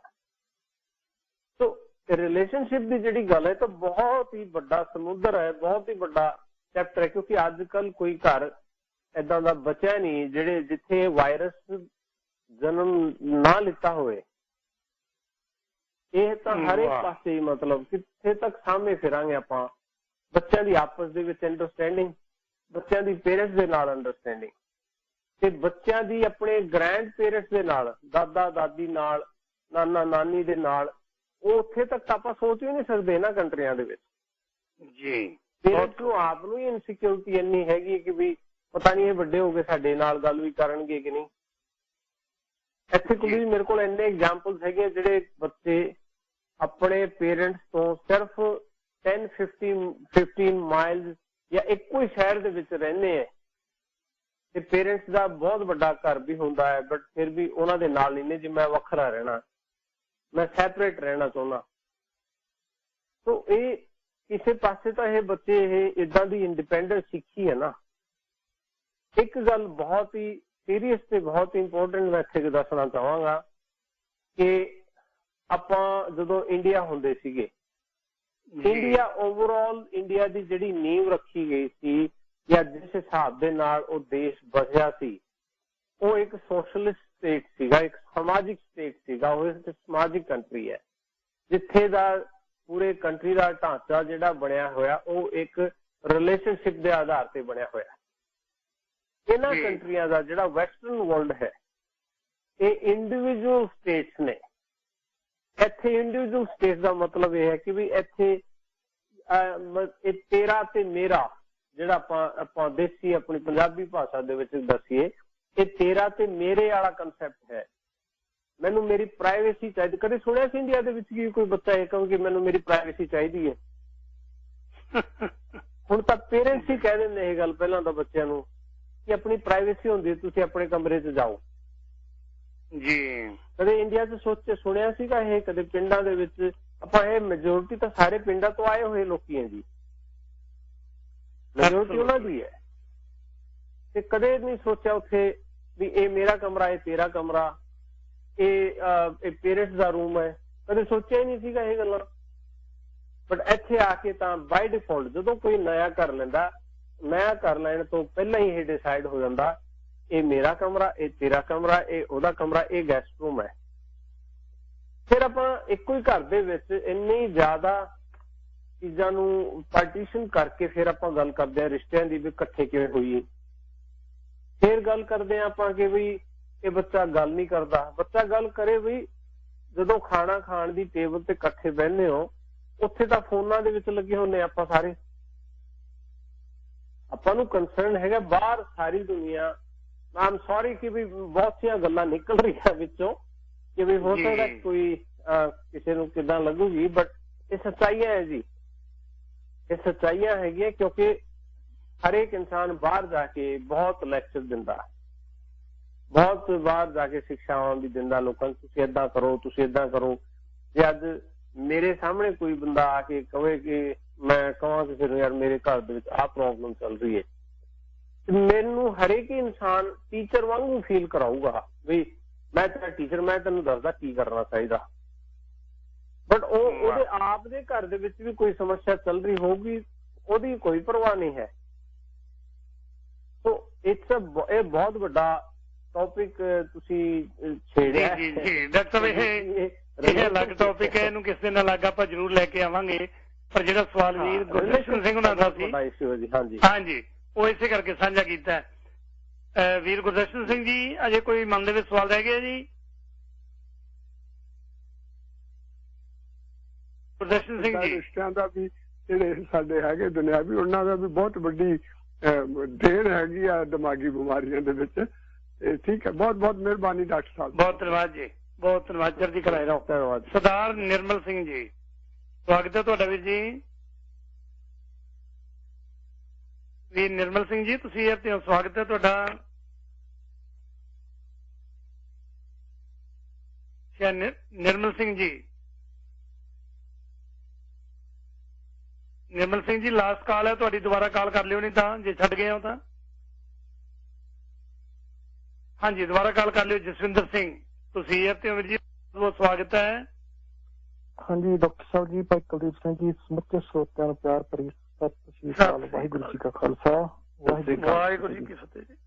ਹਾਂਜੀ, ਬਹੁਤ ਵਧੀਆ ਟੌਪਿਕ ਹੈ ਅੱਜ। ਕਿ ਮੇਰੀ ਰਾਤੀ ਹੀ ਇੱਕ ਪਰਿਵਾਰ ਦੇ ਵਿੱਚ ਬੈਠਿਆਂ ਇਹ ਵਿਚਾਰ ਚੱਲ ਰਹੀ ਸੀ ਕਿ ਸਮਾਜ ਦੇ ਵਿੱਚ ਕਿਵੇਂ ਰਿਸ਼ਤੇ ਟੁੱਟ ਰਹੇ ਨੇ, ਬੜੀ ਵੱਡੀ ਪ੍ਰੋਬਲਮ ਹੈ। ਮੈਂ ਇੱਕ ਡਾਕਟਰ ਸਾਹਿਬ ਨੂੰ ਜ਼ਰੂਰ ਪੁੱਛਣਾ ਚਾਹੂੰਗਾ ਕਿ ਜਿਹੜੇ ਪੁਜਾਰੀ ਲੋਕ ਇਹ ਵਹਿਮ ਭਰਮ ਪਾ ਦਿੰਦੇ ਨੇ ਕਿ ਇੰਨੇ ਚਿਰ ਭੂਆ ਨੂੰ, ਮਾਸੀ ਨੂੰ, ਚਾਚੇ ਤਾਇਆਂ ਨੂੰ ਇਹ ਬੱਚਾ ਪੈਦਾ ਹੋਇਆ ਤਾਂ ਦਿਖਾਉਣਾ ਨਹੀਂ, ਜਾਂ ਇੰਨਾ ਚਿਰ ਅਸੀਂ ਲੱਡੂ ਨਹੀਂ ਵੰਡਣੇ, ਜਾਂ ਫਲਾਣਾ ਨਹੀਂ ਕਰਨਾ, ਇਹ ਵਹਿਮ ਭਰਮ ਪਾ ਕੇ ਉਹ ਰਿਸ਼ਤਿਆਂ ਨੂੰ ਤੋੜਨ ਦੀ ਕੋਸ਼ਿਸ਼ ਨਹੀਂ ਕਰ ਰਹੇ। ਇਹਦੇ ਬਾਰੇ ਕਿੱਦਾਂ ਦਿਮਾਗੀ ਇਹਨਾਂ ਦੇ ਉਹ ਕੀਤਾ ਜਾ ਰਿਹਾ, ਇਹਨਾਂ ਨੂੰ ਸੰਤੁਲਨ ਰਿਸ਼ਤੇ ਤੋੜਨ ਦੇ ਵਿੱਚ ਵੱਡਾ ਪ੍ਰਭਾਵ ਪੈ ਰਿਹਾ ਇਸ ਚੀਜ਼ ਦੇ ਉੱਤੇ, ਇਹਦੇ ਬਾਰੇ ਜਾਣਕਾਰੀ ਦਿਓ। ਧੰਨਵਾਦ। ਹਾਂਜੀ, ਜਿਹੜੇ ਮੈਂ ਬੇਨਤੀ ਨਾਲ ਦੀ ਨਾਲ ਕਰਦੇ ਹਾਂ ਕਿ ਜਿਹੜੀ ਖਾਲੀ ਹੋਈ ਹੈ ਹੁਣੇ, ਇਹ ਲਾਈਨ ਕਾਲ ਕਰੋਗੇ ਤੇ ਹੋਲਡ ਕਰ ਸਕਦੇ ਹੋ ਜੀ। ਜੀ ਡਾਕਟਰ ਸਾਹਿਬ, ਜਿੰਨੇ ਵੀ ਸਰੋਤੇ ਅੱਜ ਮੇਰੀ ਗੱਲ ਸੁਣ ਰਹੇ ਜੀ, ਮੈਂ ਸਾਰਿਆਂ ਨੂੰ ਇੱਕ ਗੱਲ, ਇੱਕੋ ਹੀ ਕੁਐਸਚਨ ਮੇਰਾ ਹੈ, ਪੂਰੀ ਦੁਨੀਆ ਨੂੰ ਇੱਕੋ ਹੀ ਕੁਐਸਚਨ ਹੈ ਕਿ ਜਦੋਂ ਕਿਸੇ ਪੁਜਾਰੀ ਕੋਲ ਜਾਂ ਕਿਸੇ ਜਿਹੜੇ ਸੈਲਫ ਕਲੇਮਡ ਗੁਰੂਜ਼ ਆਪਣੇ ਆਪ ਨੂੰ ਕਹਿੰਦੇ ਆ, ਬਾਬੇ ਜਿਹਨਾਂ ਨੂੰ ਆਪਾਂ ਕਹਿੰਦੇ ਨੇ ਆ ਵੀ, ਇਹ ਜਿੱਥੇ ਜਿੱਥੇ ਆਪਣੇ ਆਪਣੇ ਉਹ ਛੋਟੇ ਛੋਟੇ ਮੱਠ ਜਿਹੇ ਬਣਾਏ ਬੈਠੇ ਆ ਵੀ, ਇਹ ਉਹਨਾਂ ਦੇ ਕੋਲ ਜਾਂਦੇ ਆ ਸਿਰਫ ਇਸ ਗੱਲ ਕਰਕੇ ਕਿ ਵੀ ਪੁਜਾਰੀਆਂ ਦੇ ਕੋਲ ਕਿ ਵੀ ਮੇਰੇ ਗੱਲ ਦਿਮਾਗ 'ਚ ਜਾਂ ਘਰ ਦੇ ਵਿੱਚ ਕੋਈ ਸਮੱਸਿਆ ਚੱਲ ਰਹੀ ਹੈ, ਉਹਦਾ ਸਮਾਧਾਨ ਕਰਾਉਣ ਵਾਸਤੇ। ਮੈਂ ਉਹਨਾਂ ਨੂੰ ਦੱਸਦਾ ਵੀ ਇਹ ਸਾਰੇ ਦੇ ਸਾਰੇ ਤੁਸੀਂ ਪੂਰੀ ਹਿਸਟਰੀ ਉਹਨਾਂ ਦੀ ਚੱਕ ਕੇ ਦੇਖੋ। ਕੋਈ ਵੀ ਇਨਸਾਨ ਜਦੋਂ ਘਰੋਂ ਨਿਕਲਦਾ ਹੈ, ਉਹ ਪੁਜਾਰੀ ਬਣਨ ਵਾਸਤੇ ਕਿਸੇ ਦੇ ਘਰ ਦੇ ਉਸ ਤੋਂ ਖੁਸ਼ ਨਹੀਂ ਹੁੰਦੇ। ਉਹ ਕੋਈ ਆਪਣੇ ਬੱਚੇ ਨੂੰ ਆਪਣੀ ਮਰਜ਼ੀ ਨਾਲ ਇਹ ਨਹੀਂ ਕਹਿੰਦਾ ਆ ਲੈ ਵੀ ਤੂੰ ਇਹ ਬੱਚਾ ਸਾਨੂੰ ਦਿੱਤਾ ਤੇ ਇਹਨੂੰ ਲੈ ਜਾਓ, ਇਹਨੂੰ ਤੁਸੀਂ ਉਹ ਬਣਾ ਦਿਓ, ਪੁਜਾਰੀ ਬਣਾ ਦਿਓ, ਇਹ ਤੁਹਾਡਾ ਹੋਇਆ। ਕੋਈ ਪੇਰੈਂਟਸ ਤੁਸੀਂ ਮੈਨੂੰ ਦੱਸ ਦਿਓ।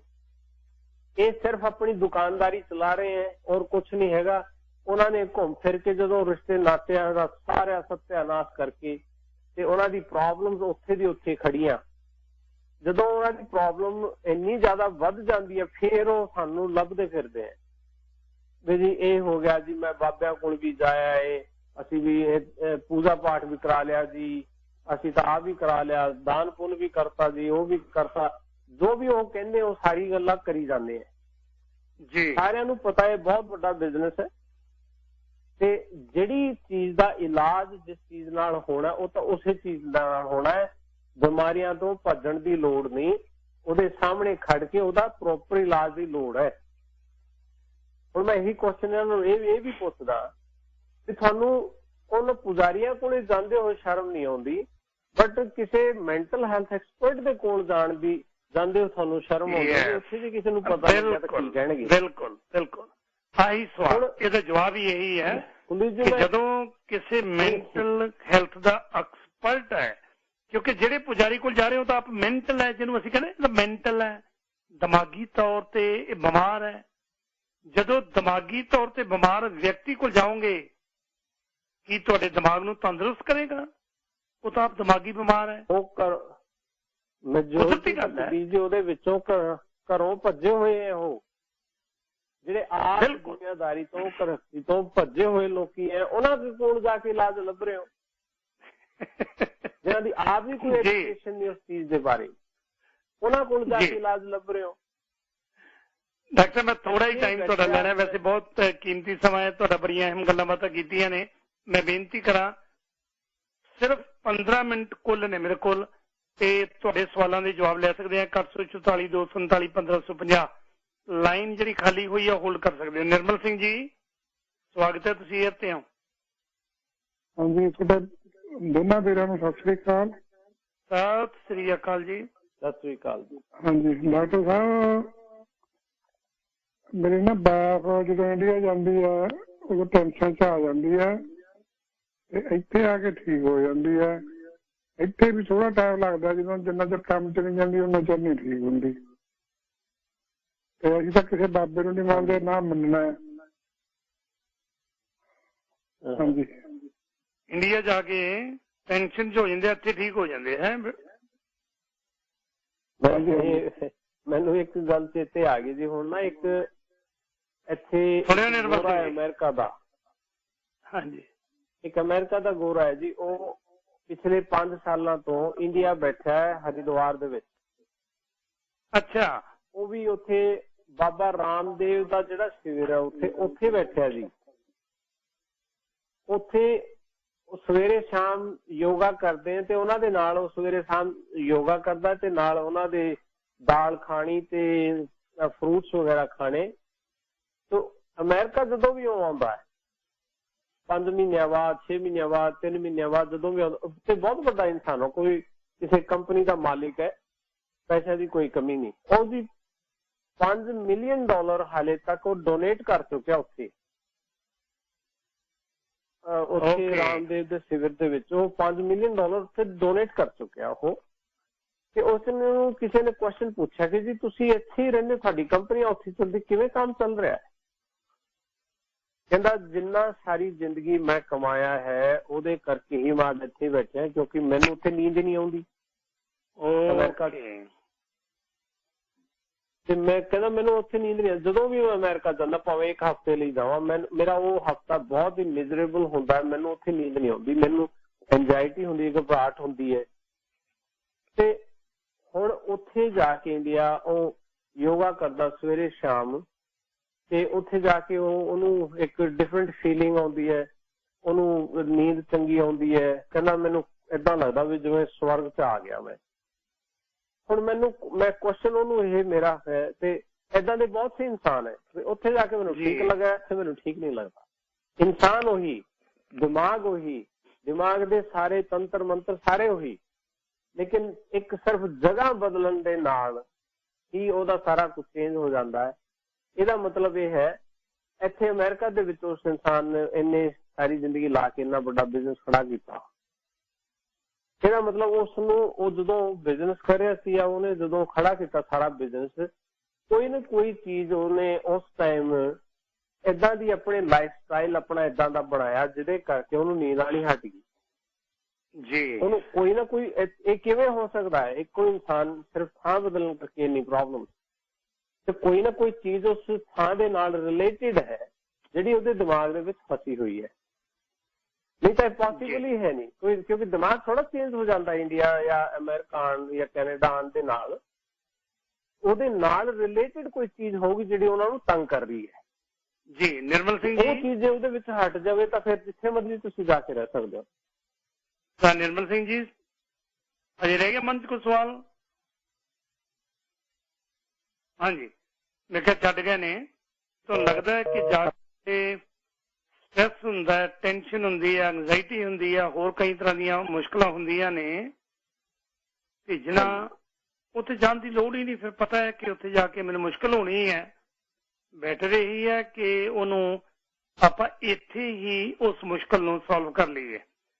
ਡਾਕਟਰ ਸਾਹਿਬ, ਇੱਕ ਮੈਂ ਲਾਸਟ ਬ੍ਰੇਕ ਲੈਣੀ ਹੈ ਤੇ 2 ਕਾਲ ਸਿਰਫ ਲਵਾਂਗਾ ਤੇ ਉਸ ਤੋਂ ਬਾਅਦ ਤੁਸੀਂ ਬੜਾ ਕੀਮਤੀ ਸਮਾਂ ਦਿੱਤਾ, ਸਾਰੀ ਗੱਲਬਾਤ ਨੂੰ ਆਪਾਂ ਸਮਾਪਤ ਕਰਾਂਗੇ। ਮੈਂ ਬੇਨਤੀ ਕਰਾਂ ਕਿ ਤੁਸੀਂ ਕਾਲ ਕਰਕੇ ਆਪਣੀ ਲਾਈਨ ਸਿਰਫ 10 ਮਿੰਟ ਨੇ ਹੋਲਡ ਕਰ ਸਕਦੇ ਹੋ।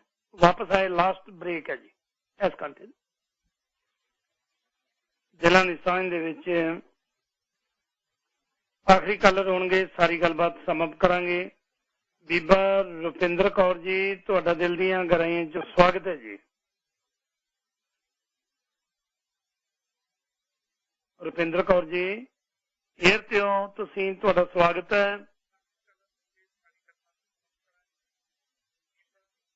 ਬੀਬਾ ਜੀ ਤੁਸੀਂ ਕਾਲ ਕਰ ਸਕਦੇ ਹੋ, ਤੁਸੀਂ ਏਅਰ ਤੇ ਹੋ, ਤੁਹਾਡਾ ਸਵਾਲ ਕੀ ਹੈ ਜੀ?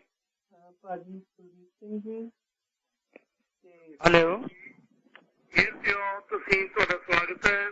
ਤੁਸੀਂ ਰੇਡੀਓ ਨਾ ਸੁਣੋ ਜੀ, ਰੇਡੀਓ ਬੰਦ ਕਰੋ, ਜਿਹੜੀ ਮੈਂ ਗੱਲ ਕਰ ਰਿਹਾ। ਤੁਹਾਡਾ ਸਵਾਲ ਕੀ ਹੈ ਉਹ ਦੱਸੋ ਜੀ। ਤੁਸੀਂ ਏਅਰ ਤੇ ਹੋ, ਤੁਹਾਡਾ ਸਵਾਲ ਕੀ ਹੈ? ਹਾਂਜੀ, ਦੁਬਾਰਾ ਕਾਲ ਕਰ ਲਿਓ ਬੀਬਾ ਜੀ। ਮੈਂ ਕਿਹਾ ਪਹਿਲੀ ਵਾਰੀ ਕਾਲ ਕੀਤੀ, ਕਈ ਵਾਰ ਨਹੀਂ ਪਤਾ ਲੱਗਦਾ। ਦੁਬਾਰਾ ਕਾਲ ਕਰ ਲਿਓ ਬੀਬਾ ਜੀ। ਜਦੋਂ ਕਾਲ ਕਰੀਦੀ ਹੈ ਨਾ, ਤੁਹਾਡਾ ਨੰਬਰ ਮਿਲ ਜਾਂਦਾ ਤੇ ਰਿਸੈਪਸ਼ਨਿਸਟ ਤੁਹਾਨੂੰ ਕਹਿ ਦਿੰਦੇ ਕਿ ਹੋਲਡ ਕਰੋ, ਤੇ ਰੇਡੀਓ ਬੰਦ ਕਰ ਦਈਦਾ। ਫੋਨ ਦੇ ਰਾਹੀਂ ਸੁਣੋ ਕਿ ਤੁਹਾਡੇ ਨਾਲ ਜਿਹੜੀ ਮੇਰੇ ਨਾਲ ਗੱਲਬਾਤ ਹੋ ਰਹੀ ਹੈ ਜਾਂ ਡਾਕਟਰ ਨਾਲ ਗੱਲਬਾਤ ਹੋ ਰਹੀ ਹੈ, ਫਿਰ ਤੁਸੀਂ ਉਹਦੇ 'ਚ ਗੱਲਬਾਤ ਕਰ ਸਕੋਗੇ। ਡਾਕਟਰ ਸਾਹਿਬ, ਇੱਕ ਕਈ ਵਾਰੀ ਅਸੀਂ ਗੱਲ ਕਰਦੇ ਹਾਂ ਕਿ ਯਾਰ ਉਹ ਸਾਡੀ ਘਰ ਦੀ, ਕਿਉਂਕਿ ਜਦੋਂ ਸਾਈਕੋਲੋਜਿਸਟ ਦੀ ਗੱਲਬਾਤ ਆਉਂਦੀ ਹੈ, ਮਨੋਵਿਗਿਆਨੀ ਦੀ ਗੱਲਬਾਤ ਆਉਂਦੀ ਹੈ, ਤੇ ਕਈ ਗੱਲਾਂ ਜਿਹਦੇ ਕਰਕੇ ਸਾਡੇ ਮਨ ਦੇ ਅੰਦਰ ਇੱਕ ਝੋਰਾ ਲੱਗਾ ਰਹਿੰਦਾ ਹੈ, ਯਾਰ ਮੇਰੇ ਘਰ ਦੀ ਗੱਲਬਾਤ ਬਾਹਰ ਨਾ ਨਿਕਲ ਜਾਵੇ। ਮੈਂ ਇਹ ਗੱਲ ਜੇ ਕਿਸੇ ਨੂੰ ਦੱਸਤੀ, ਬਾਹਰ ਨਿਕਲ ਗਈ, ਫਿਰ ਕੰਮ ਖਰਾਬ ਹੈ।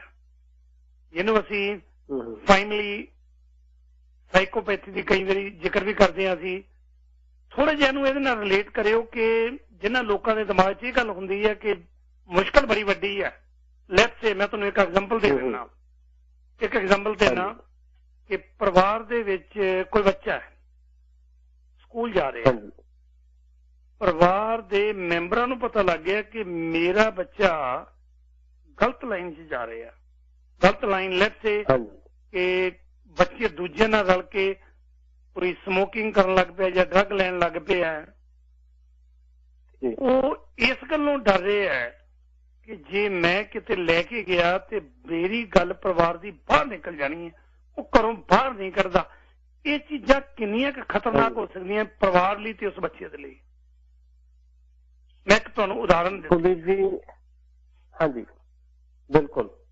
ਮੈਂ ਤੁਹਾਨੂੰ ਇੱਕ ਗੱਲ ਦੱਸਦਾ। ਇੱਕ ਵਾਰ ਨਾ ਆਪਣਾ ਤੁਹਾਡੇ ਨਾਲ ਹੀ ਇੱਕ ਪ੍ਰੋਗਰਾਮ ਹੋਇਆ ਸੀ ਆਪਣਾ, ਮੈਨੂੰ ਲੱਗਦਾ ਪਿਛਲੇ ਸਾਲ ਦੀ ਗੱਲ ਹੈ ਜੀ। ਉਹ ਪ੍ਰੋਗਰਾਮ ਨਸ਼ਾ ਤੇ ਹੀ ਸੀਗਾ ਉਹ ਪ੍ਰੋਗਰਾਮ ਜੀ ਜੀ ਜੀ। ਤੇ ਉਸ ਪ੍ਰੋਗਰਾਮ ਨੂੰ ਸੁਣ ਕੇ ਮੈਨੂੰ ਕੈਲੀਫੋਰਨੀਆ ਦੇ ਕਿਸੇ ਸ਼ਹਿਰ ਤੋਂ ਫੋਨ ਆਇਆ।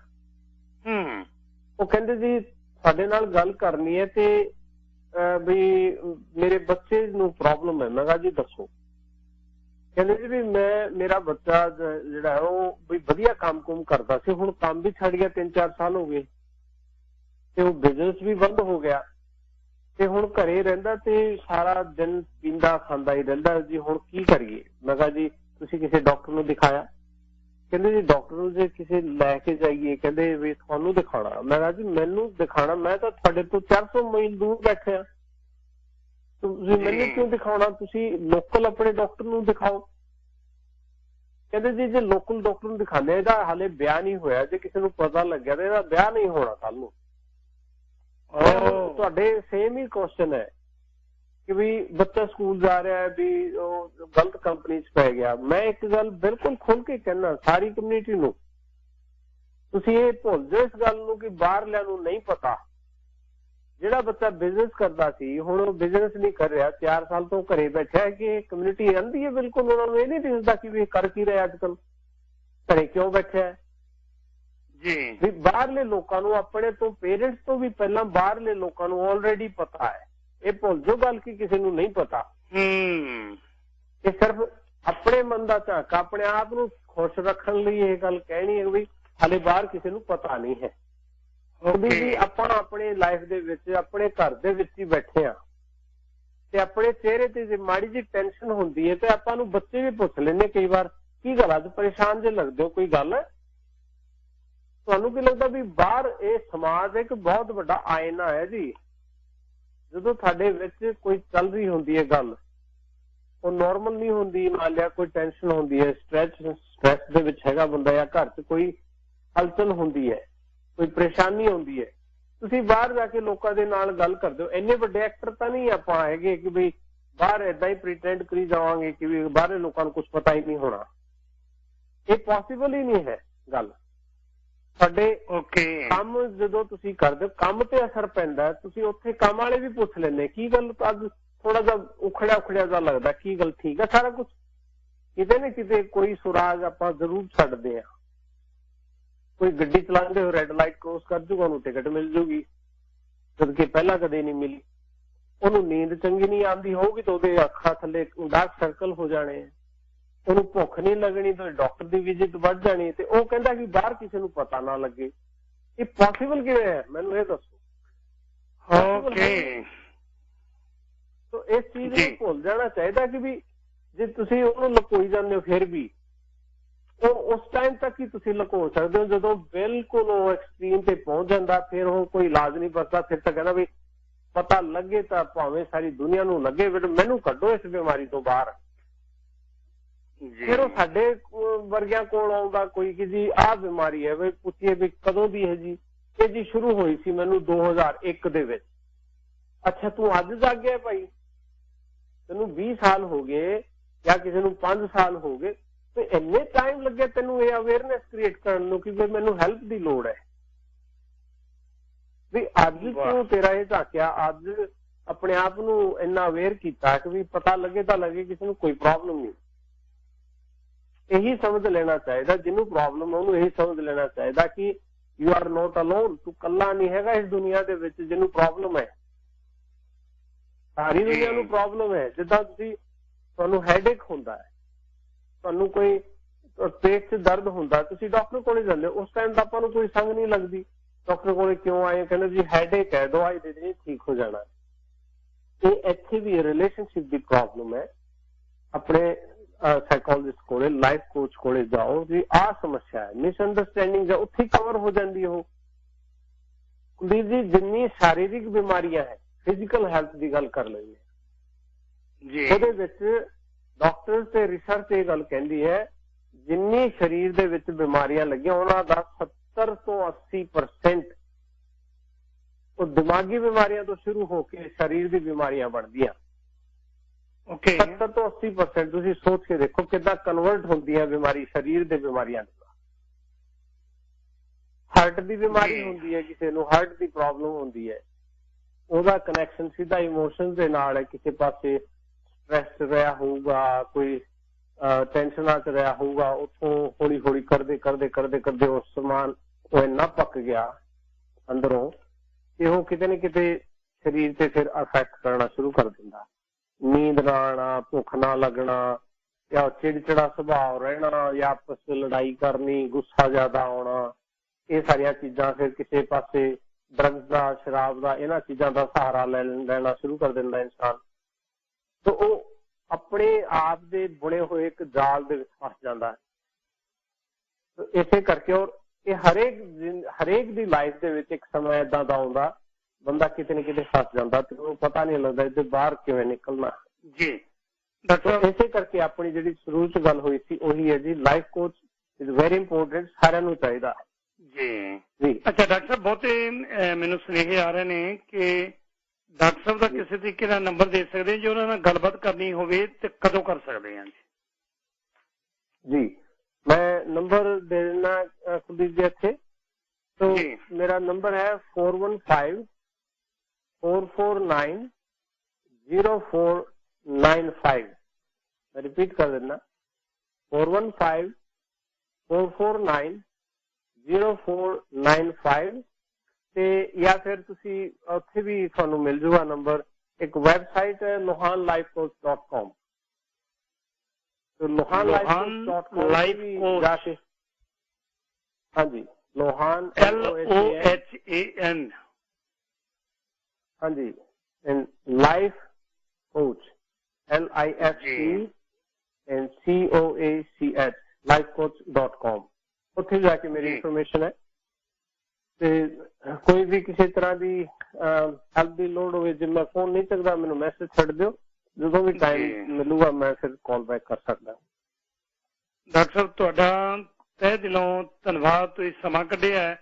ਅਖੀਰ ਦੇ ਵਿੱਚ ਮੈਂ ਜੇ ਕੋਈ ਗੱਲ, ਕਈ ਗੱਲਾਂ ਦਿਮਾਗ ਦੇ ਵਿੱਚ ਆਉਂਦੀਆਂ ਜੇ ਤੁਹਾਡੇ ਨਾਲ ਗੱਲ ਕਰੀ ਦੀ ਹੈ, ਪਤਾ ਹੈ ਕਿ ਅੱਗੋਂ ਮਨੋਵਿਗਿਆਨੀ ਬੈਠਾ, ਇੱਕ ਗੱਲ ਨੂੰ ਉਹਨਾਂ ਨੇ ਕਿਸ ਤਰੀਕੇ ਨਾਲ ਲੈਣਾ, ਇਸ ਗੱਲ ਦਾ ਬੜਾ ਮਾਣ ਹੈ ਕਿ ਤੁਸੀਂ ਗੱਲ ਸੁਣਨੀ, ਉਸ ਗੱਲ ਨੂੰ ਪਕੜ ਲੈਂਦੇ ਹੋ ਕਿ ਅਸਲ ਦੇ ਵਿੱਚ ਮਾਜਰਾ, ਪੰਜਾਬੀ 'ਚ ਕਹਿੰਦੇ ਹੁੰਦੇ ਆ ਕਈ ਵਾਰੀ ਕਿ ਮਾਜਰਾ ਕੀ ਉਹ ਪਤਾ ਤੁਹਾਨੂੰ ਲੱਗ ਜਾਂਦਾ।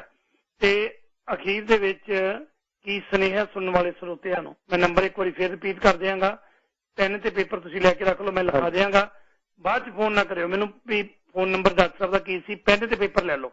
ਅਖੀਰ ਸੁਨੇਹਾ ਕੀ ਹੈ ਡਾਕਟਰ ਸਾਹਿਬ? 1 ਮਿੰਟ।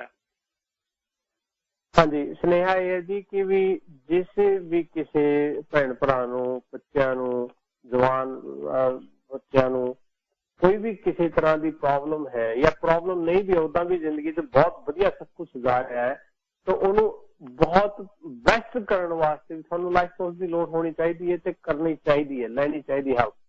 ਮਤਲਬ ਜੇ ਕਿਸੇ ਨੂੰ ਹੈ ਕੋਈ ਦਿਮਾਗੀ ਬਿਮਾਰੀ ਜਾਂ ਕੋਈ ਸਮੱਸਿਆ, ਕੋਈ ਸਟ੍ਰੈਸ ਹੈ, ਟੈਨਸ਼ਨ ਹੈਗੀ ਹੈ, ਡਿਪਰੈਸ਼ਨ ਹੈਗਾ ਹੈ, ਕੋਈ ਰਿਲੇਸ਼ਨਸ਼ਿਪ ਠੀਕ ਨਹੀਂ ਚੱਲ ਰਿਹਾ, ਉਹਦੇ ਨਾਲ ਸਿਰਫ ਥੋੜਾ ਜਿਹਾ ਪੁਸ਼ ਜਾਂ ਕਿਸੇ ਦੀ ਹੈਲਪ ਦੇ ਨਾਲ ਉਹਨੂੰ ਬੈਸਟ ਕੀਤਾ ਜਾ ਸਕਦਾ ਹੈ। Life is very beautiful, mind ਦੀ ਬਹੁਤ ਵੱਡੀ ਤਾਕਤ ਹੁੰਦੀ ਹੈ, ਸਾਰੀ ਚੀਜ਼ਾਂ ਪੋਸੀਬਲ ਹੈ, ਲਾਈਫ ਦੁਬਾਰਾ ਬੈਕ ਔਨ ਟਰੈਕ ਆ ਸਕਦੀ ਹੈ। ਬਟ ਇਹਦੇ ਵਿੱਚ ਸਿਰਫ ਇੱਕੋ ਹੀ ਸੁਨੇਹਾ ਹੈ ਕਿ ਕਿਸੇ ਨੂੰ ਸੰਗਣ ਦੀ ਲੋੜ ਨਹੀਂ, ਦੁਨੀਆ ਕੀ ਸੋਚੂਗੀ ਫਰਕ ਨਹੀਂ ਪੈਂਦਾ, ਤੁਸੀਂ ਕੀ ਸੋਚ ਰਹੇ ਹੋ ਇਸ ਗੱਲ ਦਾ ਫਰਕ ਪੈਂਦਾ ਹੈ। ਤੁਸੀਂ ਆਪਣੀ ਪ੍ਰਾਈਵੇਸੀ ਨੂੰ ਮੇਨਟੇਨ ਕਰਦੇ ਹੋਏ ਇਹ ਇਲਾਜ ਲੈ ਸਕਦੇ ਹੋ ਤੇ ਆਪਣੇ ਆਪਣੇ ਘਰਾਂ ਦੇ ਵਿੱਚ ਬੈਠ ਕੇ ਵੀਡੀਓ ਕਾਨਫਰੰਸ ਦੇ ਕਰਕੇ ਤੁਹਾਡੀ ਪ੍ਰਾਈਵੇਸੀ ਵੀ ਰਹਿ ਜਾਂਦੀ ਹੈ ਤੇ ਤੁਹਾਡਾ ਕੰਮ ਵੀ ਬਣ ਜਾਂਦਾ ਹੈ, ਇਲਾਜ ਵੀ ਹੋ ਜਾਂਦਾ ਹੈ, ਜ਼ਿੰਦਗੀ ਫਿਰ ਦੁਬਾਰਾ ਨਾਰਮਲ ਹੋ ਜਾਂਦੀ। ਹਾਂਜੀ ਡਾਕਟਰ ਸਾਹਿਬ, ਤਹਿ ਦਿਲੋਂ ਧੰਨਵਾਦ, ਤੁਸੀਂ ਸਮਾਂ ਕੱਢਿਆ, ਗੱਲਬਾਤ ਕੀਤੀ ਹੈ।